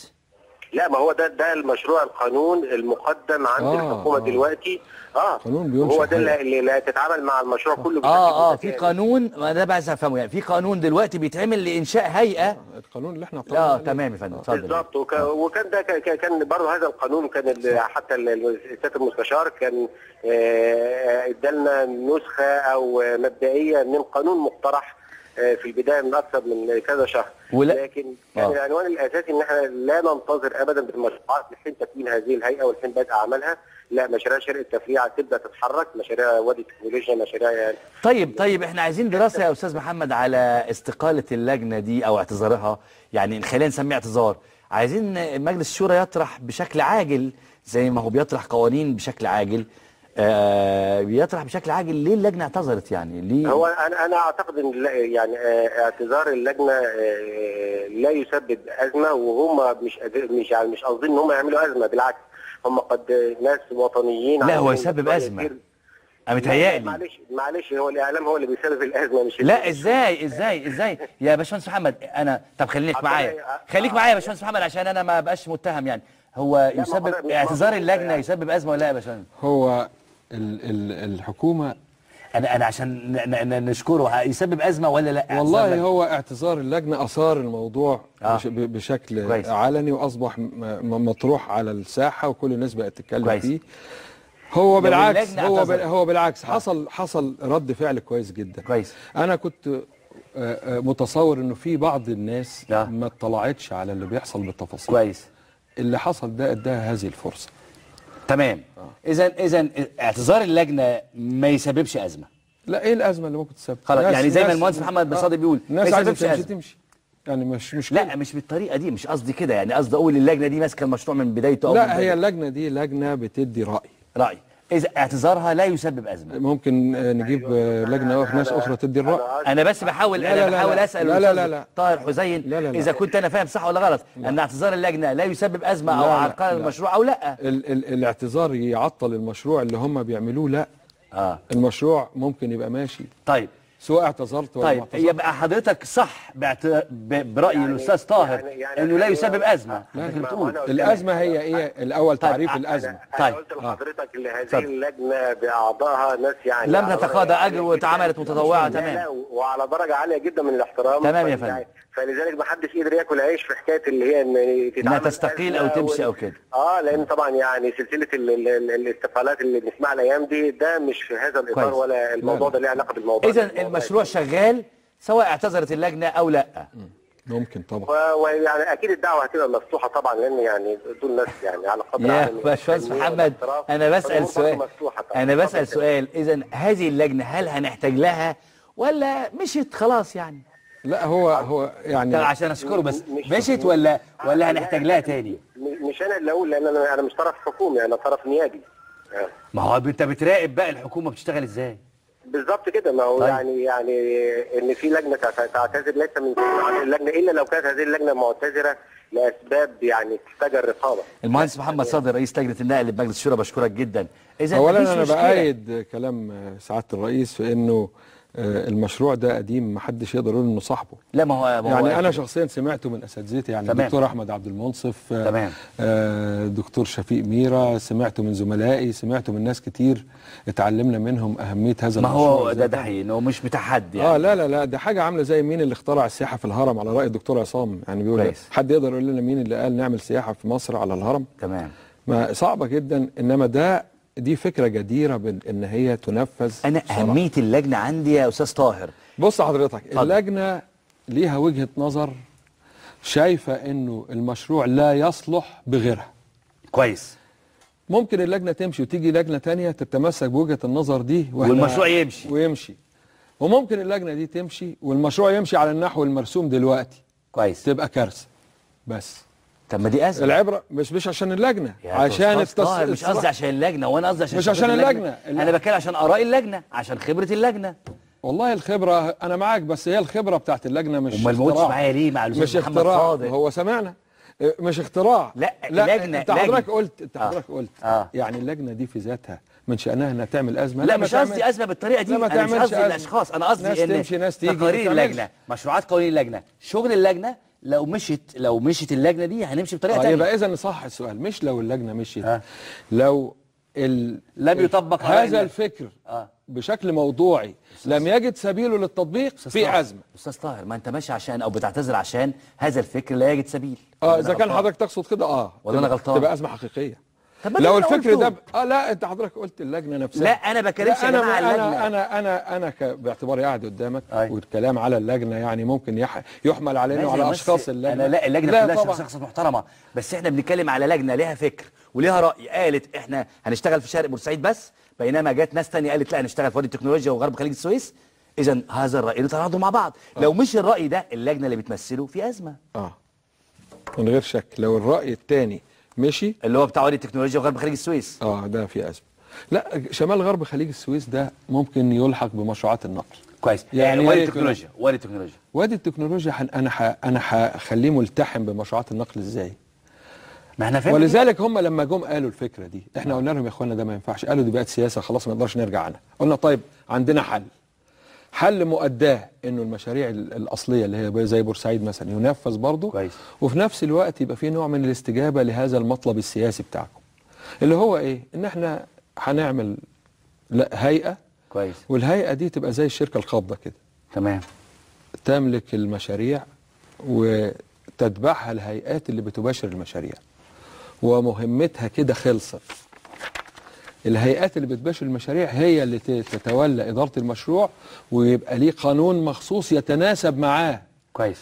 هعمل مشروع وادي التكنولوجيا يبقى قانونه يتناسب معاه، ما ينفعش القانون بتاع وادي التكنولوجيا يتناسب مع بورسعيد. لكن القانون اللي طالع دلوقتي هو قانون واحد بيطبق على الكل. أنا عايز أعرف إزاي. طيب أنا بتكلم دلوقتي على قانون الحرب. مال القانون الحرب؟ بناء المساجد مثلا. لا يا ريت.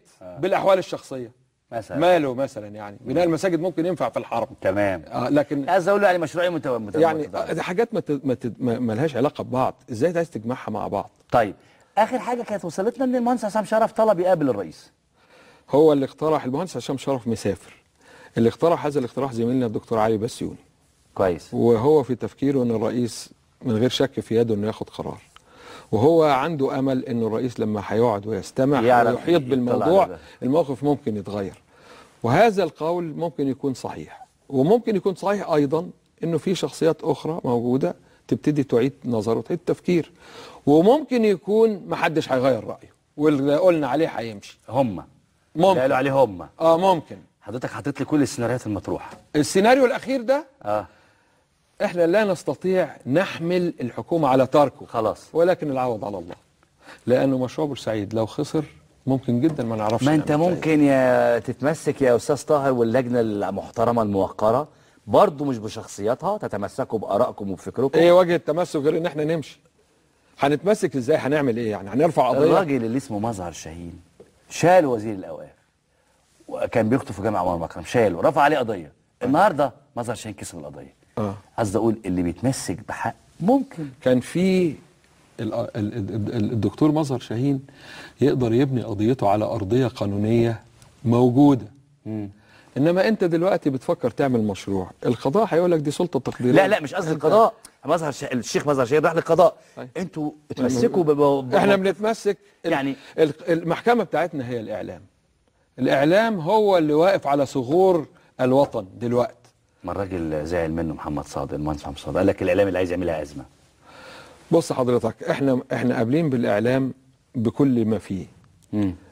احنا نقبل الاعلام. بس عندك حق، لو قلت اي حاجه دلوقتي ما هو ممكن جدا كلام يعمل ازمه، وممكن كلام لا عندك حق. وبعدين في الاخر الناس هتفرز طيب الصح من الغلط. طلب المهندس حسام شرف يقابل الرئيس. ايوه لو حصل كده فكره كويسه. بس ليه انا شايف ان حضرتك يائس سنه، متضايق وفاقد الامل؟ لا انا طقم السنان كله يائس مش سنه. طقم السنان مش سنه مش سنه. ما هو باين. ليه؟ لانه انا عاوز رد على اللي انا بقوله. يعني الرد الوحيد اللي تلقيناه قال لك سياسه، احنا قلنا والكلام لا غير سياسه. الرد اللي في الموضوع ان احنا عايزين تنميه متوازنه. تنميه متوازنه. طب لو ترجمت لي دي عملا هتجدها ما فيش حاجه اسمها كده. ما بتقدرش اي بناء اي مشروع بيبدا مراحل وخطوات زي ما انت قلت. وبعدين الحاجه اللي موجوده جاهزه قدامك تقدر تشتغل دلوقتي وشغاله فعلا. بس لازم تستكمل عشان تجيب الاكل بتاعها. طب انا عشان خاطر الناس اللي على الشاشه دلوقتي ورانا يعني اللي بتشوفنا ببلاش اليأس يا استاذ طاهر، ونتمسك شويه بوجهه نظر حضرتك. هو المهم اليأس او عدم اليأس، ما تتوقفش وتظل تدعو وتظل تنبه. طب بقى يعمل كده. طب ما احنا امال انا مع حضرتك بعمل ايه؟ لا يعني بس لاش يأس، انت قلت لي الطقم كله، ده انا قلت لا طقم اسنان انا مش طقم الهيئه. استاذ طاهر حسين انا بشكرك جدا يعني بقدم لك اي دفعه او اي حاجه تعرض وجهات النظر، ونفضل ورا المشروع ده لحد ما وجهات نظر اللجنه الموقره المحترمه توصل بشكل كافي للناس. اعتقد انها يعني ممكن ده يبقى دعم اعلامي شويه صغير بس يعني. لا ان شاء الله هيبقى دعم اعلامي كويس ان شاء الله نقابلك واللجنه رجعت واللجنه رايها اللي مشي. لا قول ان شاء الله نقابلك والراي ده مشي واللجنه مش مهم ترجع. انت ليه حضرتك واقف عند اللجنه؟ والله لانه مش لازم يبان. انا فاهم ولا حتى هي حقيقه. انا اقصد اقول اللجنه بما تمثله من اراء ومشروع بس ادي الموضوع. بس القانون ده خطير جدا حتى على الامن. انت حضرتك صعيدي؟ عشان كده يعني. سوهاج؟ لا بعد سوهاج بشويه. سوهاج يعني هنا بعد هنا كمان. لا مفيش غير دراو مثلا؟ قبل دراو احنا يعني كلها ناس احسن بكتير. هي انا من محافظه الاقصر، بلد اسمها اسنا. اسنا طبعا. اهلا وسهلا. الله يحفظك. اهلا وسهلا. بس حضرتك متمسك قوي بالراي وانا عمال اقول طب يعني الزحزح سنه. لا بالعكس، لو في راي موضوعي اجده اصوب انا ما يصحش ابدا اتمسك. طبعا. لا بس انا قصدي اقول انه في النهايه يعني ان انا ان شاء الله نلتقي مع حضرتك تاني وتكون الراي او الفكر بتاع اللجنه هو اللي مشي. ان شاء الله يبقى كويس قوي ونتمنى. وشرفتني يا استاذ طاهر جدا انا اللي اتشرفت. واسف لو اثقلنا عليك. ابدا اطلاقا. شرفتنا. انا شاكر ليك جدا جدا. هنطلع عشان شويه تفاؤل صغيرين لان طقم السنان كله انا مش مع الاستاذ طاهر، طقم السنان ما وقعش ولا حاجه. شويه تفاؤل. الشيخ مظهر شاهين صدر قرار ضده انه يمشي من جامع عمر مكرم. النهارده كسب القضيه ورجع الشيخ مظهر شاهين. نشوف التقرير ده، ولما نرجع بعد التقرير هنرجع بقى على عمرو عبد الهادي جبهة الضمير والاستاذ حسام فوده جبهة الانقاذ ومشروع بقى خناقه. بس ان شاء الله تبقاش خناقه. فاصل ونرجع لكم تاني.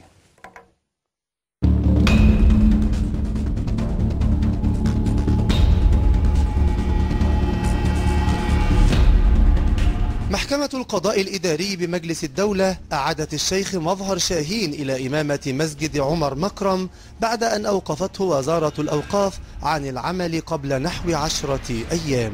عدمت المحكمة بقبول الطعن شرعي ووقف تنفيذ قرار وزير وزارة الأوقاف المضمون في رقم 5 لسنة 2013 الصادر بتاريخ 11/4/2013 فيما تضمنه من إيقاف الطاعن عن العمل باعتبارا من 9/4/2013 احتياطيا مع صرف نصف الأجر من تاريخ الإيقاف مع ما يترتب على ذلك من آثار، وخصها عودته إلى عمله والسماح له بممارسة وظيفته، وأمرت بتنفيذ الحكم بمسودته وبغير إعلان، وحددت جلسة 27/2013 للنظر في طلب الإلغاء. شاهين الذي حضر اليوم وسط عدد من أنصاره اعتبر الحكم إعادة لحقه في الصعود على المنبر من جديد.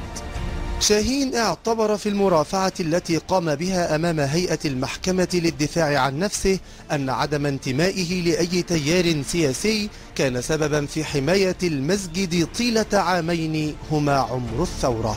الحاضرون مع مظهر استقبلوا الحكم بالترحيب معتبرين أنه انتصار للشيخ الذي لقب بخطيب الثورة. خالد علي المحامي والناشط الحقوقي والذي حضر مع شاهين اعتبر الشكوى تصفية حسابات سياسية. فوجئنا بمجرد شكوى مبعوثة بالفاكس غير موقعة من محرر الشكوى يتم التأشير عليها مباشرة في اليوم التالي بحالتها للتحقيق وإيقافه عن العمل لحين سماع أقواله وانتهى التحقيق.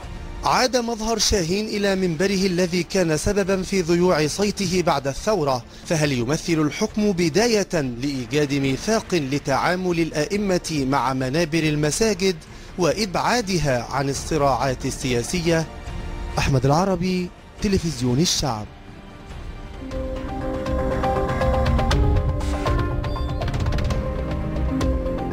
بيكتب، أنا ما أعرفش يكتب إيه بصراحة، بس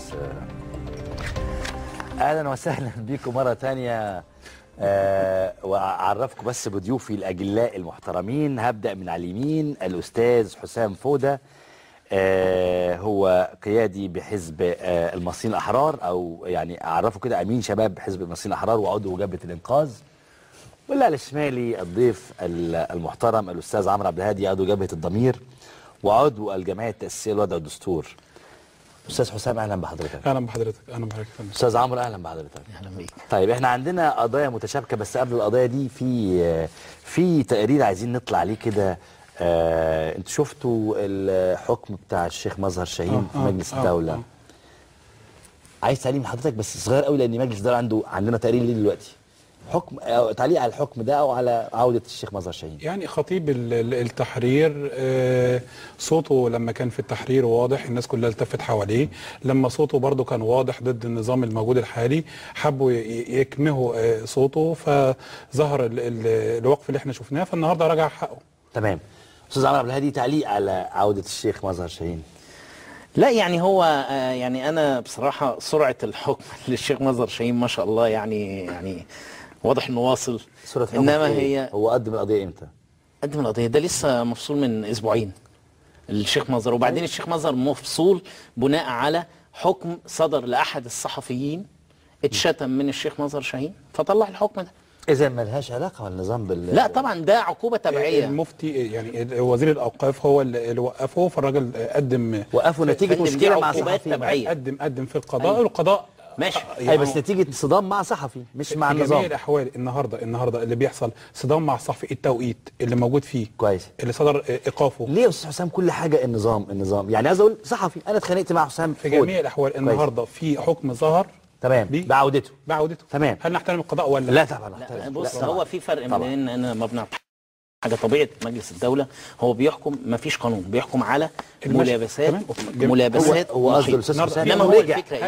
انا شايف لا طبعا نحترم الحكم. انا شايف برضو ايه ان في عقوبه تبعيه، عقوبه اداريه اتخذت، ملهاش دعوه بقى ان الاخوان عملوا فانا ضدهم. طيب. هي بقت كده طبعا الاخوان بيصلوا انا مش هصلي. لا هو مش حسام، هو قصده يقول احنا باحترامنا قانون صدر هو طبعا او قرار صدر. ده اهدار لحق الصحفي اللي اتشتم من الشيخ نرجع هل القضاء هل نحترم؟ ما هو كده يا فندم حكمين متضادين عشان مش هياخد القضيه دي كتيره. الحكم الجنائي بيلزمه تبع اداريه. انت مشكلتك يا استاذ عمرو مع الحكم سريع اسبوعيا. اولا الحكم طبعا سريع، لان احنا عارفين طبعا ان القضايا بتحدد حتى العاجل امام الدايره اللي هي المستعجله، فبياخد له انت مشكلتك بس مع السرعه يعني. طبعا طيب خلاص. في قضايا ثانيه، انا ليا قضايا ثانيه بقى لها سنه في مجلس الدوله. طبعا منها مثلا سنه ونص منها قضيه بورسعيد. انا الاول واحد قلت في مصر ورفعت دعوه اوقفوا الدوري العام عشان هيحصل مجزره في ماتش بورسعيد. كويس. والى الان القضيه مرميه. لو كانت اتقبلت بقى بالسرعه دي ما كانش مات 75. طب ليه في رايك انها ما اتقبلتش يعني؟ لان المجلس العسكري كان ساعتها بيتدخل. طيب خلاص المجلس العسكري مشي، خلينا نطلع برضو المجلس الدوله. امبارح بيلمعوا لك سامي عنان بيقول لك لا ده قصه. طب استنى عشان انت الاستاذ حسام لسه هيقول لك انك انت البديل بتاع الاخوان والحاجات دي، لسه ده احنا لسه جاي لك. لا ده ضمير الاخوان. ده ضمير الاخوان. تمام. انقاذ الفلول. طيب هنطلع بس نشوف تقرير، لانه موظفين مجلس الدوله عاملين اضراب، والنهارده نزلنا بكاميرا صورناه وشفنا ايه مطالب موظفين مجلس الدوله. نشوف المطالب او التقرير ده ونرجع تاني.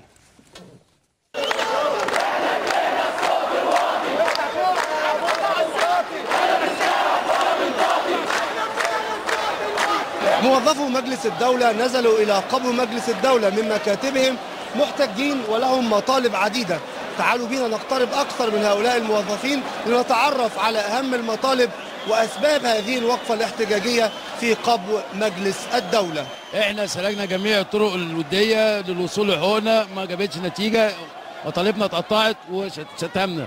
احنا بنقول للقضاة يا قضاة زي ما بتطالبوا بحقوقكم بتاخدوا حقوقكم تالت ومتالت، احنا كمان لينا حقوق. أن القاضي هنا يلعب دور الخصم والحكم. بعض المستشارين قالوا علينا على النت ان احنا كلاب. احنا مش كلاب، احنا بنطالب بحقوقنا زي ما هم خدوا حقوقهم احنا ناخد حقوقنا، مش عايزين اكتر من كده. حسن عقرب على صفحة بتاعته الفيسبوك بيقول ان احنا موظفين مرتشين وكلاب وفاسدين، والمجلس الخاص مفيش ذكر عشان يرد الموظفين عن مطالبهم. احنا عايزين مطالبنا 3 شهور الصيف تبقى 20 والمكافأة 50% والأسرة تتعالج التأمين الصحي. مفيش ميزانية، مفيش فلوس، منين الفلوس دي كلها بتطلع منين؟ وحاجة كمان ان هم بدل العلاج بياخدوه واحنا ما بناخدش. هم يعني بيتعالجوا في احسن مستشفيات، هم واولادهم وعيالهم وابهاتهم وامهاتهم، واحنا لا، الموظف لوحده.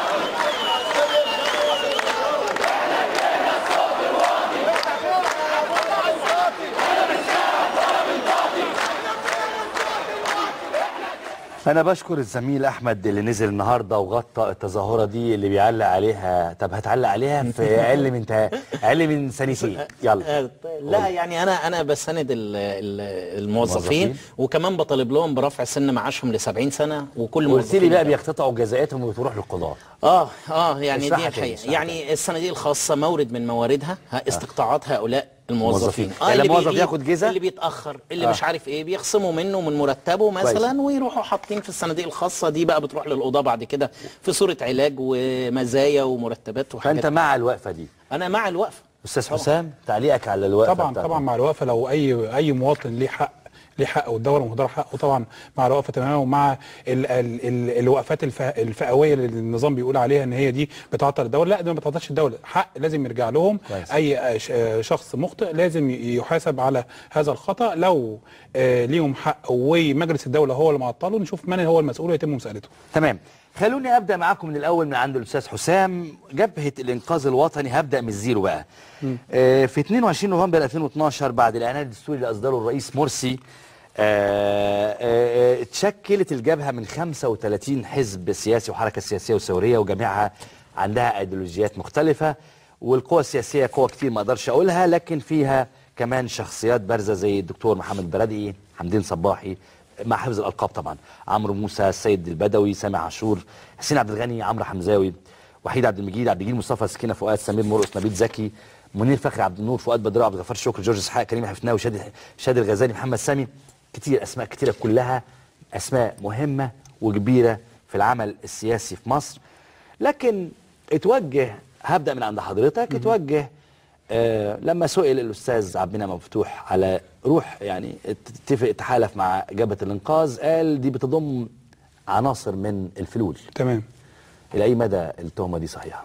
هو في البدايه لو نشوف ليه جبهه الانقاذ تم تشكيلها، زي ما حضرتك قلت هي تم تشكيلها بعد الاعلان الدستوري اللي اخرجه الدكتور محمد مرسي العياط بدون اي وجه. ليه العياط؟ انا عايز اسال السؤال ده بقى، ليه العياط؟ هو اسمه كده والله انا فاهم، بس هي الفكره، لا انا فاهم. بص خلينا نتكلم يعني احترم هو كان ذكائي. اسمه الثاني كان اسمه محمد حسني مبارك، ما كانش اسمه محمد حسني. انا فاهم والله العظيم انا فاهم، بس تمام. ارجوك لما نتكلم قولي ليه عشان ابقى انا مع لقب العيله، لقب العيله العياط. والله انا فاهم لقب العيله، بس قصدي اقول ايه، اصل دي حركه شفيق يعني. لا انا اقول لحضرتك حاجه، انا اللي هو ايه الراجل العياط ده. انا سالت اكتر من مره محمد مرسي عيسى العياط بالظبط. لو انت عايز الاسم الثلاثي، لو قلنا ان هو ده مرسي شفيق هو اللي اطلع عليه هذا اللقب واظهر هذا الاسم، يبقى دي حاجه. انا اقصد اقول يا استاذ حسام، هو اسمه محمد مرسي عيسى.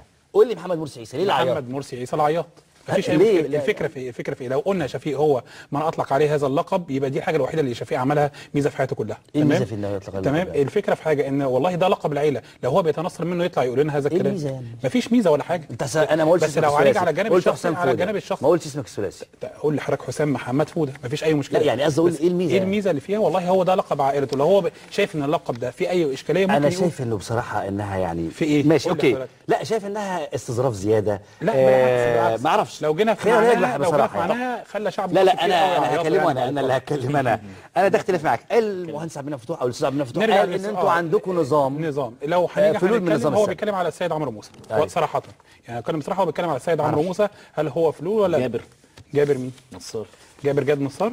تمام. لو اتكلم ان الشعب المصري كله لو ال 11 مليون انتخبوا شفيق فلول كويس تمام، وانضموا النهارده لجبهه الانقاذ، هم انضمامهم لجبهه الانقاذ كدور قيادي داخل الجبهه، ولا هم شايفين ان مصر النهارده في مرحله محوريه محتاجه الناس كلها تتجمع عشان انقاذ مصر من النفق المظلم اللي احنا موجودين فيه؟ احنا بقالنا اكتر من 150 يوم بعد هذا الاعلان الدستوري، البلد ما قعدتش يوم واحد مرتاحه، والناس كلها شايفه كده، مش جبهه وبس، ولا وحتى من جوه الاخوان. وبالتالي دخول الفلول او اتباع النظام تاني، كل من انتخب التيار المدني النهارده بيتم الاطلاق عليه فلول.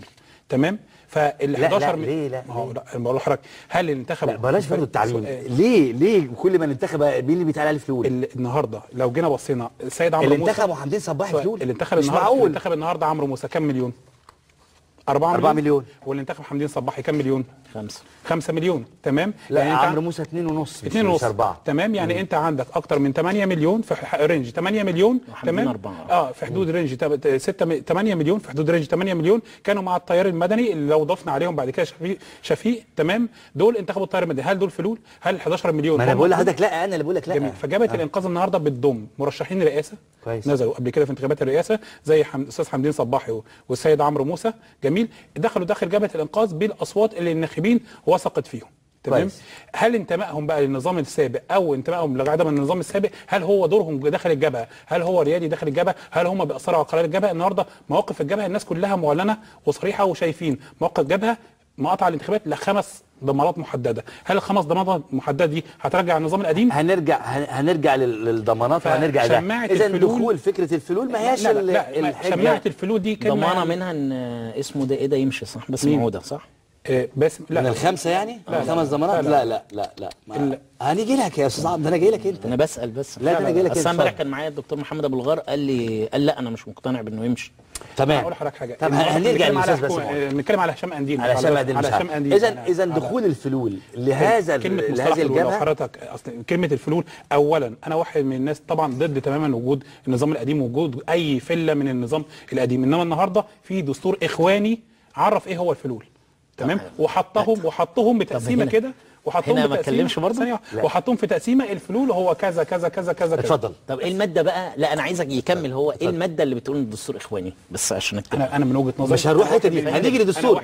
استاذ حسام انا بحترم الاستاذ عمرو حضرتك، احنا هنيجي لموضوع الدستور بس ده هنيجي يعني لموضوع الدستور. والله هنيجي عشان يبقى عمليين، عشان يبقى عمليين. ارجع بقى لحضرتك بقى، اجي لك جماعه الاسلام مش اكتر. اجي لحضرتك بقى. لا طب حاضر انا جاي، اجي لحضرتك بقى. انتم الطريق الخلفي للاخوان، جبهه الضمير، ضمير الاخوان او ضمير الاخوان. تمام. الحقيقه انا يعني الرد الفعل العكسي على طول، يعني تاكيدا للي هو مكتوب واللي هو اتقال، يعني اللي انا كتبته اللي هو قاله. تمام. ان لا، ان احنا ما بنحبش نخون.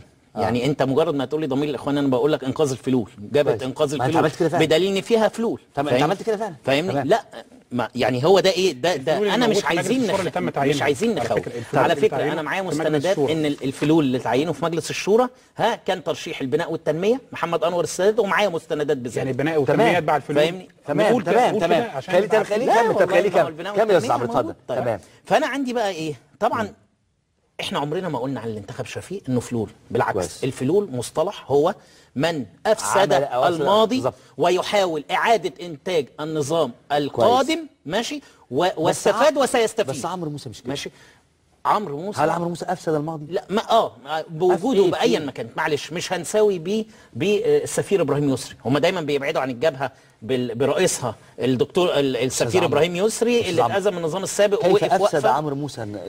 اولا لما نيجي نقول انا من الناس اللي ما بكرهش السيد عمرو موسى، ولكن في نفس الوقت ما ينفعش احنا كنا بنعمل دعايه ضده وضد شفيق لا تنتخبوا الفلول، وكان معانا 6 ابريل بتعمل ده وطبع اوراق بده كويس. ماشي، هو كان احد اقطاب النظام السابق واحد مستفيدي النظام السابق. طيب كلمني بقى عنك انت عن الضمير. انا بقى بس انا عشان ايه ما نصدرش ان احنا ضد كل اللي انتخبوا شفيق، بالعكس كلهم مصريين. لا انا قلت كده كلنا مع بعض طبعا ولا حمدين صباح، انما ضد القله اي شخص ضد الاخوان اصبح لا وبعدين عشان تبقى فاهم لا خليني بس اكمل لك عشان ما تقولش تاريخي بس تمام. تيار مدني عكسها تيار عسكري، هو ده اللي انا افهمه وهو ده اللي درسناه. مش تيار ديني؟ لا طبعا التيار الديني هو تيار مدني. انا بقول لحضرتك اهو التيار مدني عكسه تيار عسكري. في خطاب الرئيس مرسي قال الدوله المدنيه مستحيل. لا احنا بنتكلم عن المصطلح دلوقتي مالناش دعوه بالرئيس. كلمه مدني عكسها عسكري. كلمه مدني اولا انا لا اعتبر الاخوان المسلمين تيار ديني او حزب ديني، انا ما بعتبروش، لان انت اصلا بالدستور اللي فات اللي انتوا كنتوا عايزين ترجعوه ممنوع. كفى دفاع عن الاخوان المسلمين. انا بقول لك انت متهم بانك انت ضمير الاخوان. ماشي انا بقى هتنقل طيب. بس عشان ايه نبقى موضحين حقائق قدام الناس عشان اللي يشوف. لا طبعا بص مش معنى ان انا دايما بقول يا رب يكون عندنا 100 جبهه انقاذ و100 جبهه ضمير. ليه؟ كتر الاراء المتعدده في داخل الكيان الواحد هي حيوية. ماشي، ده نوع من انواع اسراء للحياه السياسيه. كويس. انا لما بقول لحضرتك احنا قدامنا 4 طرق نمشي فيهم، غير لما اقول لك طريقين. فاهمني؟ طريقين دي بتبقى مزعجه جدا. كويس. ان انت اوقات يا الجنه يا النار. فاهمني؟ انما انت لما بقول لك عندك 4 طرق، اذا انت تقدر تقود الطريق اللي انت فانت عايز اكتر من جبهه انقاذ واكتر من جبهه ضمير.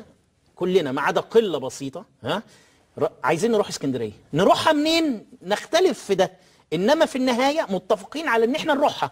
فاهمني؟ فمش عايزين نعرقل بعض وما ناخدش. انا بقى كون ان انا معايا واحد اللي هو الدكتور محمد البلتاجي وبيقولوا له عليها جبهه ضمير جبهه ضمير الاخوان، وهم معاهم 7 8 فلول ومش عايزيننا نقول لا. الاستاذ محمد البلتاجي صوت هو سبب في ان كنتوا يطلق عليكم ضمير الاخوان. لا صوت في 21 صوت. انا عايز اقول لحضرتك حاجه، حزب الوسط مش هيتبع كمان حزب الوسط اللي طلع في النظام السابق بحكم قضائي. خلي بال حضرتك النهارده عندنا في حزب الوسط النهارده في تهم كده هيبقى بقى عمرو موسى خاين وهيبقى مش عارف مين. حزب الوسط عشان ما ننطقش انتهاكات. حزب الوسط الوحيد في طريق ناس النهارده عايزه وجود الاخوان وشايفه ان وجود الاخوان في الوقت الحالي هو ده الصالح للبلد، وفي طريق تاني شايف والله ان ليه ما فيش طريق ثالث؟ ليه ما فيش طريق ثالث ورابع؟ ليه يا استاذ حسن؟ طيب صوت زي البلتاجي معارض جوه حزبه بيديني امل في اصلاح حزبه. صوت معارض. بص انا هديك مثل من التيار المدني. هديك مثل من التيار اللي هو بيقول عليه التيار المدني. مثلا حزب التجمع، ما انا عندي خالد تليمه جوه الحزب عمل مجلس رئاسي وطلع عن رفعت السعيد. كويس. ما هو ده صوت تاني معارض جوه حزب التجمع. كويس. سيصلح من كيان حزب التجمع. اذا الاختلاف داخل الكيان الواحد هو مطلوب. كويس. فاهمني؟ فاذا كان البلتاجي مثلا داخل الجبهه يمكن عشان علاقتكم مع الرئاسه بتمكين الشباب، يمكن عشان علاقتكم مع الرئاسه او يا فندم ده احنا طلبنا لقاء مع الرئاسه قعدنا اسبوعين عقبال ما اخذنا الرد. يمكن عشان تأييدكم لقرارات الرئيس. لا مش تأييدنا، الرئيس احنا اول الناس ما حدش يزايد علينا. الجبهه من قبل ما تتشكل انا واحد من الناس معترض، محمد محسوب معترض على الحكومه بقياده الدكتور هشام الدين، ولكن في فرق بقى ان انا بثبت موقف ان الحكومه دي مش هتنفع تستمر، بس مش هقف حائل ان انا اولع في الرئيس واولع في البلد. انا هحمله مسؤوليته. طيب ليه ما طلعتش تتغير؟ هرجع لك غالبنا. طيب ما اتغيرتش خلاص يبقى لازم اطلع فاصل وارجع لحضرتك يا استاذ حسام عشان هناك راي تاني في جبهه الانقاذ. خلينا نطلع الفاصل ده ونرجع. الموضوع سخن شويه يا جماعه، بس هم والله العظيم اهدى من كده كتير. فاصل وهستناكم.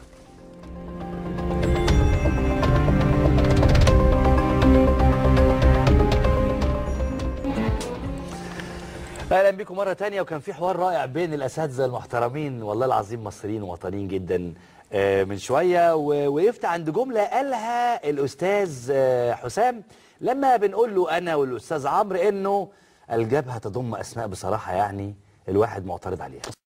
المصريين صوابعك مش زي بعضها. كويس. تمام. انا ما اقدرش اقول للجبهه ما حدش يجي ينضم عليا. النهارده انا بسمع اسماء من الناس، فلان الفلاني عضو في جبهه الانقاذ. لا انا مش عايز سؤال بسيط. النهارده اي شخص مصريين دي صعبه قوي، يعني احنا ايه مثلا افارقه؟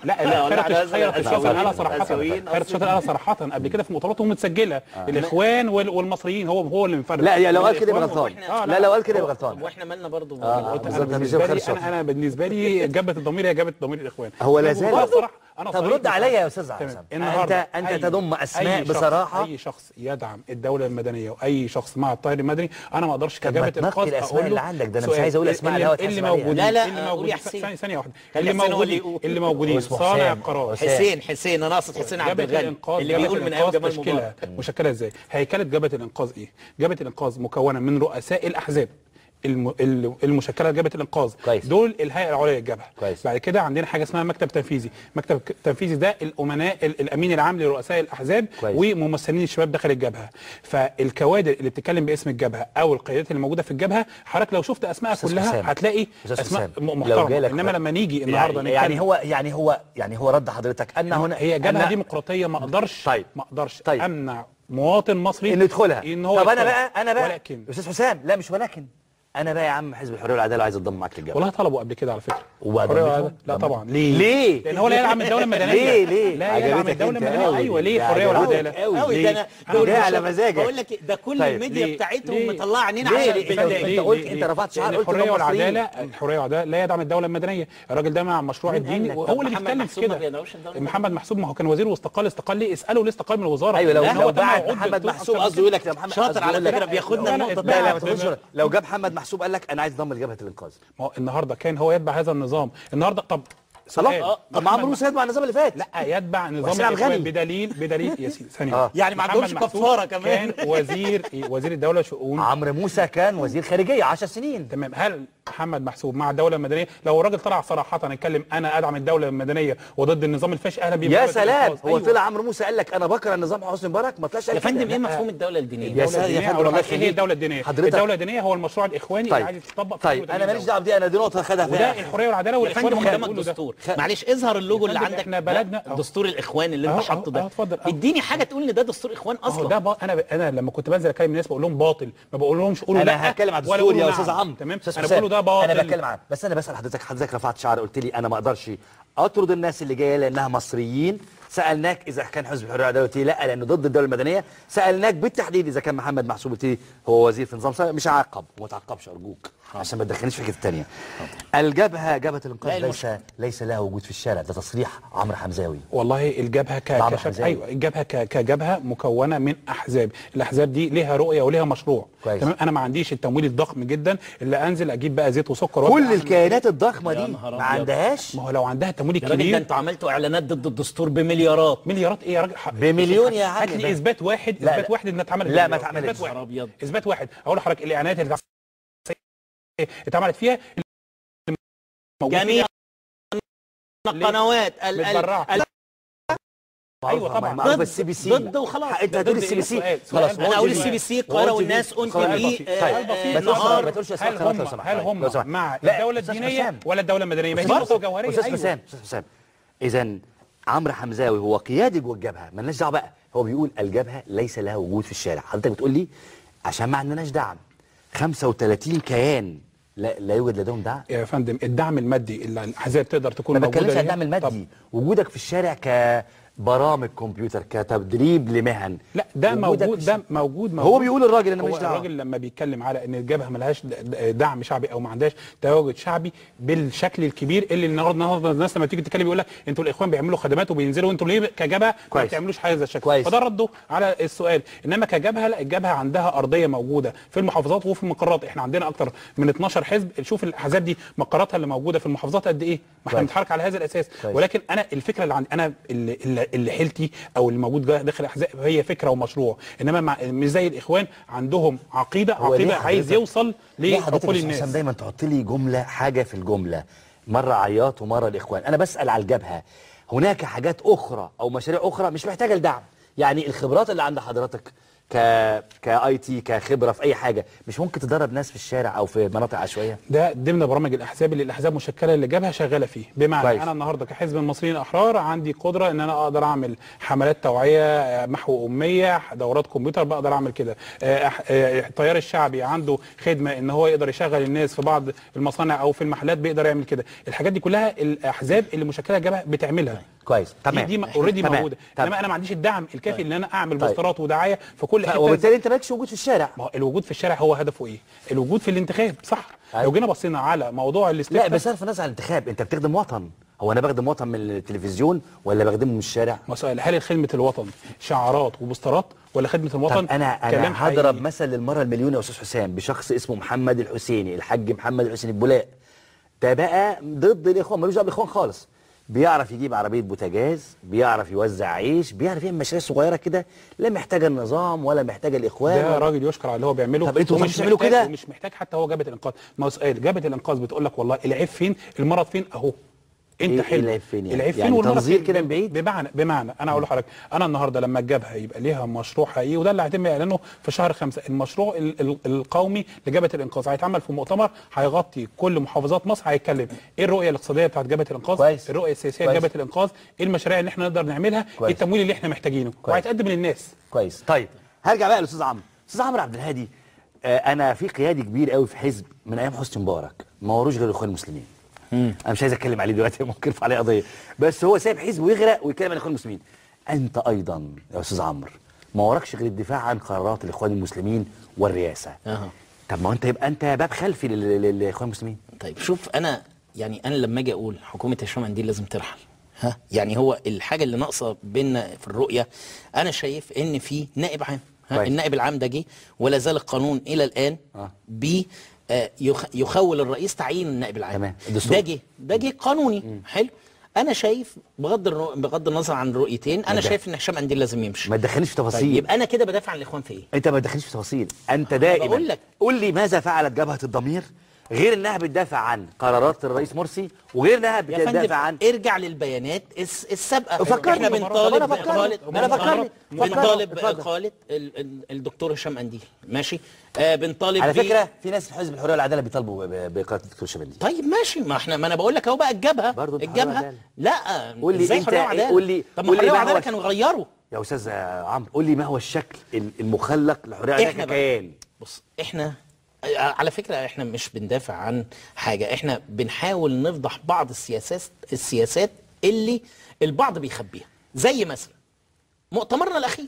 ماله؟ مؤتمرنا الأخير هل هو كان فيه دفاع عن حاجة؟ ده احنا بالعكس، ده احنا هددنا إن لم تؤخذ كذا هنطالب بصراحة كذا. انت عامل زي الدكتور رفعت السعيد قاعد للإخوان، انت قاعد لا خليني اقول لك، انت قاعد لجبهة الإنقاذ. لا بص، انت على طول بص انا جبهة الضمير. لا انا اشمعنى الاسم ده؟ لا بص انا عايز اقول لحضرتك، انت هتيجي تبص، ما هو النهارده الاخوان انا عايز اقول لحضرتك، انت مركز حياتك كجبهة ضمير مش كعمرو عبد الهادي للهجوم على جبهة. استنى بس لما نيجي نقول معانا في اللجنه المتحدث الرسمي دلوقتي عشان حاتم عزام مش موجود، هي نيفين ملك، ماشي؟ زميلتنا المسيحيه دي يبقى اخوان. لما نقول الدكتور محمد ثواني بس يعني اي حد يسلم على الاخوان يبقى كوخه؟ لا اي حد ينام ويقوم مع الفلول يبقى ديمقراطي؟ انا لا يعني انا مش دعوه بالاخوان، استنى بقى الاخوان ماشي، انا بكلمك خلاص انا بكلمك. انت مركز حياتك في الهجوم على جبهه الانقاذ. خلينا بقى والنيل من شخصيات استنى بس، ما خلينا نقول احنا كجبهه الضمير. انا بقول لك التشكيل، لما نقول معانا محمد شرف جبهه الضمير. طيب لما نقول محمد شرف، الدكتور محمد شرف هو قيادي في حركه كفايه، ده يبقى برضه اخوان. لما نقول السيادة السفير والله عديت النقطه دي خلاص، ما انا بعدلك عشان ما ندلس المواقف. تمام. فهي الحاجه بقى، انت كنت بتسالني دلوقتي على انك مركز حياتك زي الدكتور رفعت السعيد ما هو مركز للاخوان، انت مركز كل حياتك للهجوم على جبهه الانقاذ. لا احنا كجبهه مركزين جدا في خروج صوت. انت بتقولي ليه سميتوها جبهه الضمير؟ احنا لا نمثل غير ضمائرنا الشخصيه ولا نتحدث باسم الشعب المصري. ليه جبهه؟ ما هي جبهه انقاذ ليه؟ لا ما هو انت برضه هتيجي تقول ايه؟ لا انا حاسس ان هو عامله زي حكايه العياط كده. بص لما نيجي نقول جماعه، اسمعني بس، انا حاسس ان هو ايه، جبهه الانقاذ ما عندهاش ضمير. شوف انا عندي ضمير. لما نيجي نقول جماعه الضمير، لا ما احنا برضه لا ما هي بص هي عامله زي حكايه العياط والله العظيم بالظبط. هي وقفت في زوري كده صح؟ يعني انت بتتفق معانا العياط كانت انا وحشة. معاك، انا عيط كام واحد مصري، عيط الشعب المصري كله ده كله. يعني انت بتتفق معايا. انا مش معترض. هي عامله زي كده، هي عامله زي كده هي بصراحه. بص. هي جابها، انا اسف، جابت الانقاذ، جابها لا تحمل اي ضمير. انا بقى الضمير بقى. لا بالعكس، احنا رحبنا قلنا يا رب يطلع 60,000 جبهة ضمير، فاهمني؟ بدليل ان الدكتور اسمه كمال الهلباوي قال انا هعمل ائتلاف الضمير الوطني. قلنا اهلا وسهلا. حد طلع اعترض؟ ما حدش طلع اعترض. انما هي الفكره ايه؟ ان انت فعلا احنا بنحاول ندي بديل اخر ما انت بتديش بديل يا استاذ عمرو، انت بتدي بس عداوه يا فندم. لا يا فندم، لا يا فندم، هو بيعمل انا بدي دايما حلول. بدليل ان انا اليوم الاول اللي خرجت فيه اعلنا عن مشروع وطني من 6 نقاط. طب انا هقول لك سؤال. فين جبهه الانقاذ من ساعه ما خرجت؟ بص انت حاطط دماغك في جبهه الانقاذ. ما انت بتقول لي هم عملوا. طب انا خليني اقول لك على حاجه. احنا عندنا رئاسه وحريه وعداله، هوب طلع اعلان دستوري راح طالعه جبهه الانقاذ، خلاص. انت طلعت بعدهم. المفترض ان انت همزه الوصل ما بين جبهه الانقاذ متهيألي والرئاسه. لا يا ريت. ده لو كده كان يبقى يا ريت. انا بقول باعتبار يا دعينا في حوار، دعينا باعتبار لكذا حوار، دعينا لكذا حوار اخرى ومحدش استجاب، فاهمني؟ لما لقينا المركب بتغرق، خلي بال حضرتك، احنا في النهايه لما فكرنا وطلعنا ليه؟ احنا شايفين المعارضه بتخسر في الشارع اكتر من الرئيس بيخسر في الشارع. فاحنا طلعنا وبالفعل يا فندم انا هديك مثال بسيط جدا حلو وبقوله دايما. ماشي؟ انت حضرتك لو انت نايم في البيت وتفتح الصبح التجربه الجميله بتاعت حزب الوسط لما اشترى صناديق قمامه وسلمها للبلد لا موجوده. لما تفتح انا بس بديك مثال. لما حضرتك تفتح الشباك وتلاقي الصبح عربيه مكتوب عليها حزب الوسط والحكومه بتلم الزباله، دي مش معارضه بناءه بتطرح نفسها ليك؟ طيب لما تفتح انت بقى الصبح وتلاقي واحد واقف بمولوتوف وبيحدف عليك مولوتوف، احنا ده اللي احنا قلناه. انقذنا المعارضه او سمعه كلمه معارضه في الشارع، ان في ناس تانية متواجده. يعني انتوا لكم وجود في الشارع؟ لينا وجود في الشارع. وجود في الشارع. خليك شوف انت الدعوه للمظاهرات امام دار القضاء العالي اللي فاتت. الناس كلها شافتها. طبعا هم طبعا الناس كلها شافتها. ايه؟ طيب جبهه الانقاذ على فكره ما نزلتش. لا جبهه الانقاذ ليه؟ طيار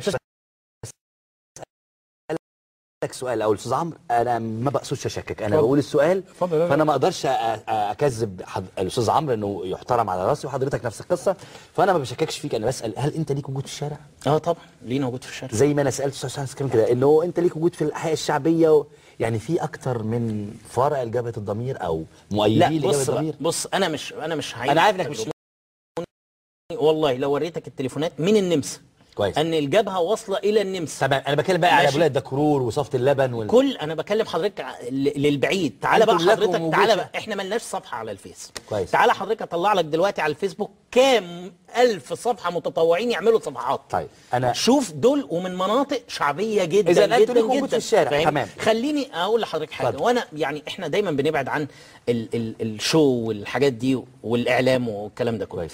لو انا دعيت بكره، انا نفسي بكره ادعي لمليونيه نظافه حي من الاحياء. كويس. وننزل كلنا نلبس ونشيل الحاجات دي. تمام. ده ايه؟ الناس مش هتتبسط لده. انا كده مش بطرح نفسي معارضه بناءه في الشارع. فاهمني؟ بس بدي ثقه ان انا خطر على الاخوان المسلمين اكتر من اللي بيشتمهم. ازاي ليه بقى؟ ليه؟ لان انا دلوقتي طرحت بديل. الواحد في النهايه يا فندم يقول لك ايه؟ الرئيس مرسي لا انا مش عاجبني اداؤه، لا ده بيخسر وانا مش هنتخبه تاني. ماشي؟ كويس. طيب ما انت عندك المعارضه اهي الجبهه الثانيه يقول لك لا يا عم دي بتحرق وبتعمل. انا بقى هاجي للسؤال، خليك اقف هنا. ده بيقال فعلا، يقول لك الرئيس مرسي ده ولا عارف يشتغل ولا حاجه في الدنيا. تقول له طب ما انت روح بقى جبهه، يقول لك جبهه الخراب.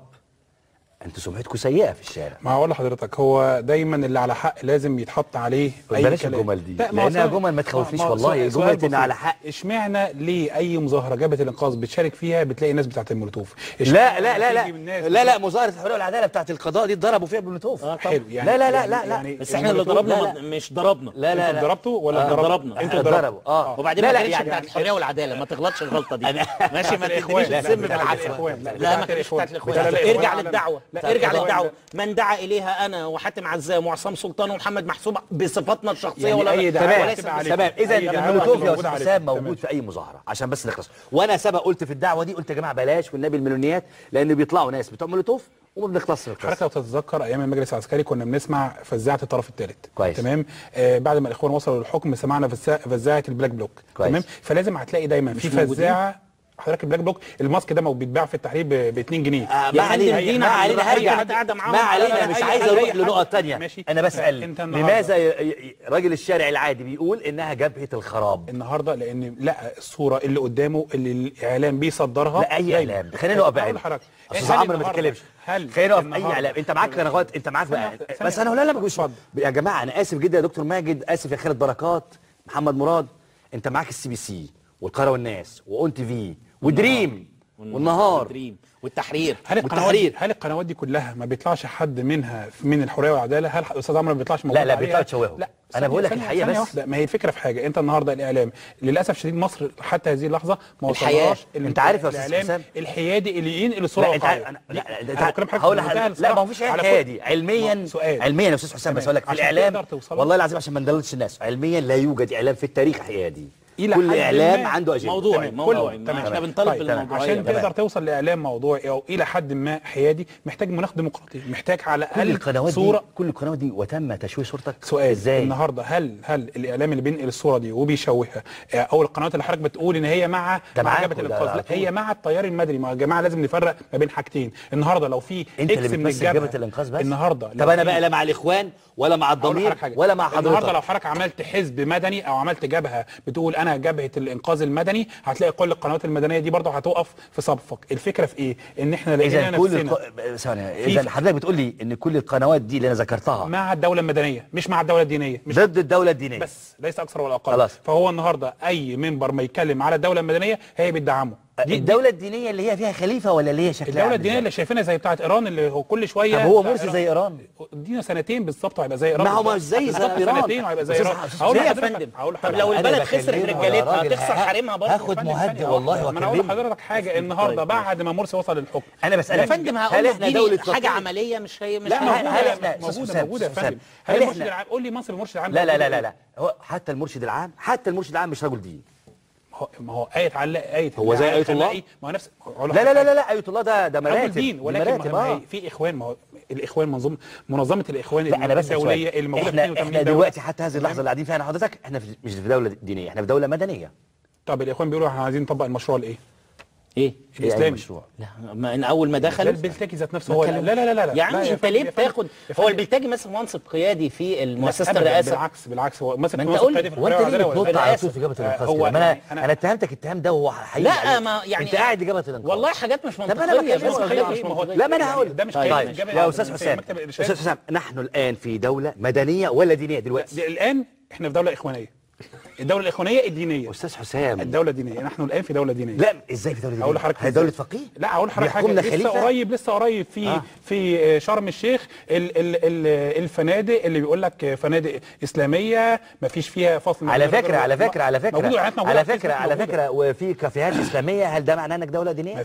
ما أنت بتبدأ بأول. طب عرف لي دولة دينية يعني إيه عشان أثبت شوية. الدولة الدينية النهاردة اللي عندنا صورة منها موجودة في إيران وموجودة في باكستان. حلو. الدولة الدينية لا خلينا في إيران. لا إيران دي دولة، خلينا في إيران دولة يحكمها وفيها رئيس جمهورية ملوش أي معنى كده. أنا آسف يعني أنا آسف بس بيحكمها الفقيه اللي هو آية الله. من هو آية الله في مصر؟ شيخ الأزهر؟ لا المرشد مش راجل دين. ما ارجع اقول لحضرتك تاني هنرجع. انت عايز تغلطني في الاشخاص دي؟ ادبيات الاخوان. ده راجل الاخوان داعيه حضرتك شوف جريده الحريه والعداله اخر صفحه كده بتلاقي رساله المرشد العام. الرساله دي موجهه لمين؟ موجهه ليا ولا موجهه للاخوان؟ الرساله دي موجهه ليك كده. لا يا ريت موجهه ليا. ما قريت الرساله دي مره واثنين وثلاثه. لا رساله مين؟ حسن المرشد العام حسن بيستشهد بقى بحسن البنا، بيستشهد ده راجل بقى. طب ما هو شيخ الازهر بيكتب بقاله 800 سنه. هل انت بتمشي ورا شيخ الازهر وتبقى دوله دينيه؟ شيخ الازهر في عصر مرسي دخلوا على المشيخه وشفنا الفتره اللي فاتت اللي حصل فيها. ما تودينيش طريق تاني ارجوك. هل احنا في دوله دينيه النهارده؟ احنا في دوله عشان هذه القنوات تهاجمنا؟ لا النهارده خلال سنتين هنبقى تيبيكال ايران.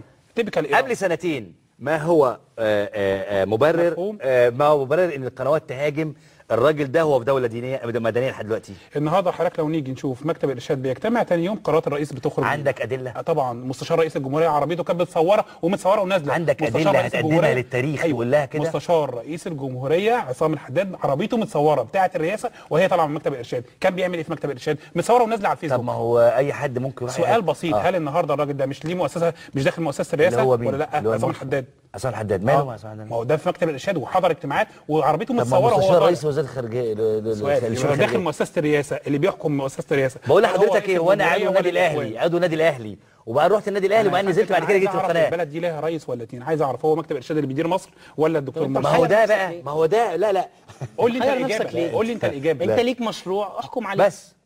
فين هو المشروع؟ محل نفسك. انا قلتها وبقولها. اين هو مشروع انا قلتها وبقولها. هل تضمن لي حمدين صباحي لما يجي مراته ما تتدخلش في قراراته زي ما كان حسني بيعمل 10 سنين؟ حضرتك قلت كلمه كويسه، مشروع. ايوه ما نعرفش، عشان كده نحكم على مشروع حمدين صباحي حتى لو حمدين وزوجة صباحي حمدين صباحي. لا لما يجي.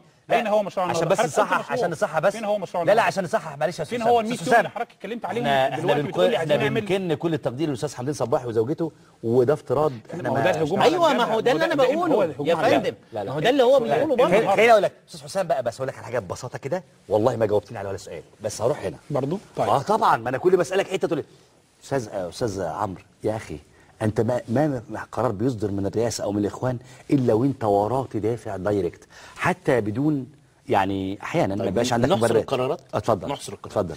22 نوفمبر كان الاعلان الدستوري. ماشي. طيب الاعلان الدستوري على فكره انا كنت متشدد عن الاعلان الدستوري وكنت معترض على بعض مواده. ماشي. لكن زي ما قال بعض مثلا السيد عبد المنعم ابو الفتوح قال ايه؟ الدكتور عبد المنعم ابو الفتوح قال ايه؟ قال لك ان السم في العسل اللي هو بعض القرارات. يعني انت اعترضت على الاعلان الدستوري؟ اعترضت على جزء منه. مش الاعلان كله؟ لا طبعا بيحمل حاجات. ايه الجزء اللي اعترضت عليه؟ الجزء اللي هو تحسين قرارات المستقبليه. طيب بس انما هل درست كان قالة عبد المجيد محمود كان مطلب ثوري. طبعا ده مطلب ثوري، بس الاليات فاهمني ازاي؟ ما هو ما اعترضش معاك. لا يا فندم هو تحرك ثوريا بخلفيه. بس استنى خليه يكمل. هو ما اعترضش معاك، هو عايز يمشي عبد المجيد محمود، بس دي مش طريقه. بص خلي بالك 22 نوفمبر ده محور تغير في اداء الجميع. ماشي كويس. اللي هو 22 نوفمبر لما جه الرئيس يتعامل بثوريه في بعض القرارات. ماشي. اولا خلي بالك لما كان طلع الاعلان الدستوري للمجلس العسكري ما قلناش حاجه هترد عليه والله وهسيبك ترد بس. القائم باعمال رئيس الجمهوريه وقتها المجلس العسكري خرج لنا اعلان دستوري واعلان دستوري مكمل. تمام يا استاذ. لما جه رئيس الجمهوريه من حقه قانونا، انا بتكلم من خلفيتي قانونيه، اللي هو ايه، من حقه يصدر اعلانات دستوريه في ظل غياب الدستور. طيب فاهمني؟ لما عملوا انا بقى في نقطه اللي انا اعترضت عليها هي دي، بس مش معنى ده ايه، انا فهمت الناس اللي هي تحسين قرارات المستقبليه. كويس. بس دي بقى لما جه بعد كده، لما نلاقي نفس الدايره في محكمه القضاء الاداري ما اوقفتش قرار دعوه الناخبين بتاع طنطاوي عشان ده يعتبر عمل من اعمال السياده، وفي نفس الوقت نفس الدايره الغت لمحمد مرسي قراره. طب يبقى انا هنا ايه؟ لا كان عنده بعد نظر في تحسين قرارات. طيب عشان وقتي خلص والله عمالين يقولوا لي دلوقتي. هقول لك اخر اتهام بس انت انا بس هلحق ارد. انا عارف انك صريح، انت بتخون جبهه الانقاذ. قول لي ولا شكرا استاذ حسام. اخر اتهام لحضرتك، انت ترى ان جبهه الضمير دي والاخوان عملاء وهيوضعوا؟ لا بالعكس، بس النهارده في بلاط سلطه. انت بتخونه. لا خليك صريح زي الراجل ده. النهارده في يعني في تغيير وزاري، الراجل ممكن يترشح النهارده بكره يبقى وزير. لا استاذ حسام رد على ارجوك للمره الاخيره، رد كده صريح. يا فندم نص جبهه الانقاذ كانت مرشحه في الانتخابات اللي فاتت ونجحت في مجلس الشعب يا فندم. تمام. انا بس هسألك سؤال، هي المشكله اتهام بيقول المشكله انه انتوا كجبهه انقاذ بتخونوا الحريه والعداله وبتخونوا الضمير. النهارده جبهه الانقاذ مشكله من ايه؟ نصها كان في الجمعيه التاسيسيه اللي ظهر علينا دستور لغايه النهارده احنا بندفع ثمنه، والنص الثاني في الحريه والعداله. استاذ حسام انا بس السؤال واضح، انتوا بتخونوا جبهه الضمير والاخوان المسلمين؟ لا هو مع المشروع بتاع الاخوان ما بيخونوش، هو مع مشروع الاخوان. هل النهارده الاخوان هو بقى الناس اللي تحكم؟ هل الاخوان مع مصلحه؟ اعرف ليه جبهه الانقاذ ما بتردش كده زي ما رد الراجل كده، زي السلفيين والاخوان، السلفيين يردوا كده الاخوان كده. انا بسالك سؤال، انت بتخون جبهه الضمير يا استاذ حسام، انتوا كجبهه انقاذ. انا النهارده من وجهه نظري جبهه الضمير جبهه من لا ضمير لها ولمصلحه الوطن. طب ما ده اللي بقوله. اذا شكرا. بس انا بس انت ما قلتليش. اتفضل. انت بتخونهم ولا لا بصفه اجابه الضمير؟ لا بصفه اجابه الضمير في متحدث رسمي يرد عنه. انما انا كعمرو انا كعمرو وتفرق بخون طبعا تفرق كتير. تفرق ان الكيان ليه متحدث رسمي. 30 ثانيه قول لي بتخونهم ليه في سببين. في سببين اولا ان هي محتضنه كامل الفلول، ده غير في ناس عليها علامات استفهام دفاعهم عن بعض الفاسدين. ده طبعا تخوين. استاذ حسام انت ليه بتعتبر انها بلا ضمير في سببين؟ لان نصهم كانوا في الجمعيه التاسيسيه اللي خرج عليها الدستور العار، ونصهم اعضاء في جماعه الاخوان المسلمين. بتحجر على الناس. بتحجر على الناس استفتت. انت في الناس شافت هو قالت لا في ناس نزلت حطت صوتها. ما هو قالوا ايه؟ استفتى على الدستور عشان العجله تدور. هل العجله دارت لغايه النهارده؟ بس راحوا ايا كان السبب بس راحوا. خلاص انت بتخونهم ليه بسببين؟ انهم كانوا في الجمعيه التاسيسيه؟ الجمعيه التاسيسيه ونصهم داخل جماعه الاخوان. انتوا الاثنين بقى عايز اقول لكم حاجه، الشعب بيراكم ان انتوا ضيعتوا الدوله. يعني انتوا الاثنين والاخوان. ده حقيقي. في مقوله حلوه قوي يعني متى في مقوله حلوه قوي المعتز عبد الفتاح قال ان الشعب المصري الشقيق هيضيع من الاخوه في الاستوديوهات.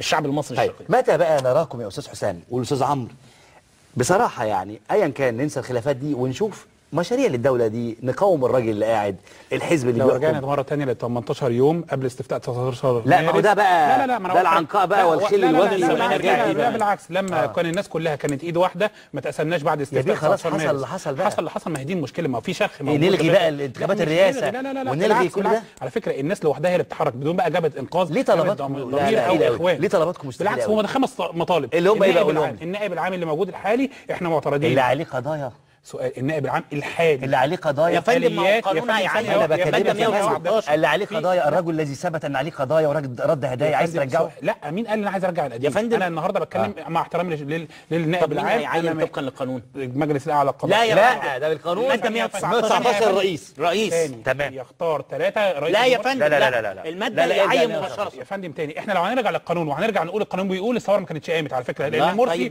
طيب المطلب الثاني احنا محتاجين حكومه انقاذ وطني، حكومه محايده من داخل غير الشعب. هو متفق معاك في ده. ما هو ما بيتحركش. بس انا النهارده هو موجود. انت متفق معاه في حكومه الانقاذ لجنه لتعديل لا مش حكومه الانقاذ، لجنه طالبين تشكيل حكومه كامله. تمام على فكره حكومه الانقاذ خارج جبهه الانقاذ. لا انت عايز حكومه يعني عايز يبقى حكومه انقاذ. يعني انت عندك النهارده حزب الحريه والعداله. لا استنى الرئيس على فكره الحريه والعداله ما بيحكمش. هو النهارده في رئيس منتخب اسمه مرسي. يعني الرئيس مرسي ليس يا استاذي الرئيس مرسي هو اللي بيحكم، ده حريه وعداله. وبعدين يبقى الحكومه معارضه ازاي؟ سؤال بسيط النهارده، هل اللي بيحكم الاخوان ولا مرسي؟ المفروض مرسي هو اللي يحكم. انت متوقع البرلمان القادم يجي شكله ايه؟ لا البرلمان شكله كده مش هيجي بالوضع الحالي. لا يجي شكله ايه؟ لو جه افتراض يجي شكله ايه؟ لا احنا مقاطعين الانتخابات يا فندم. يجي شكله ايه حتى لو انت مقاطعه؟ يجي شكله ايه؟ اخوان.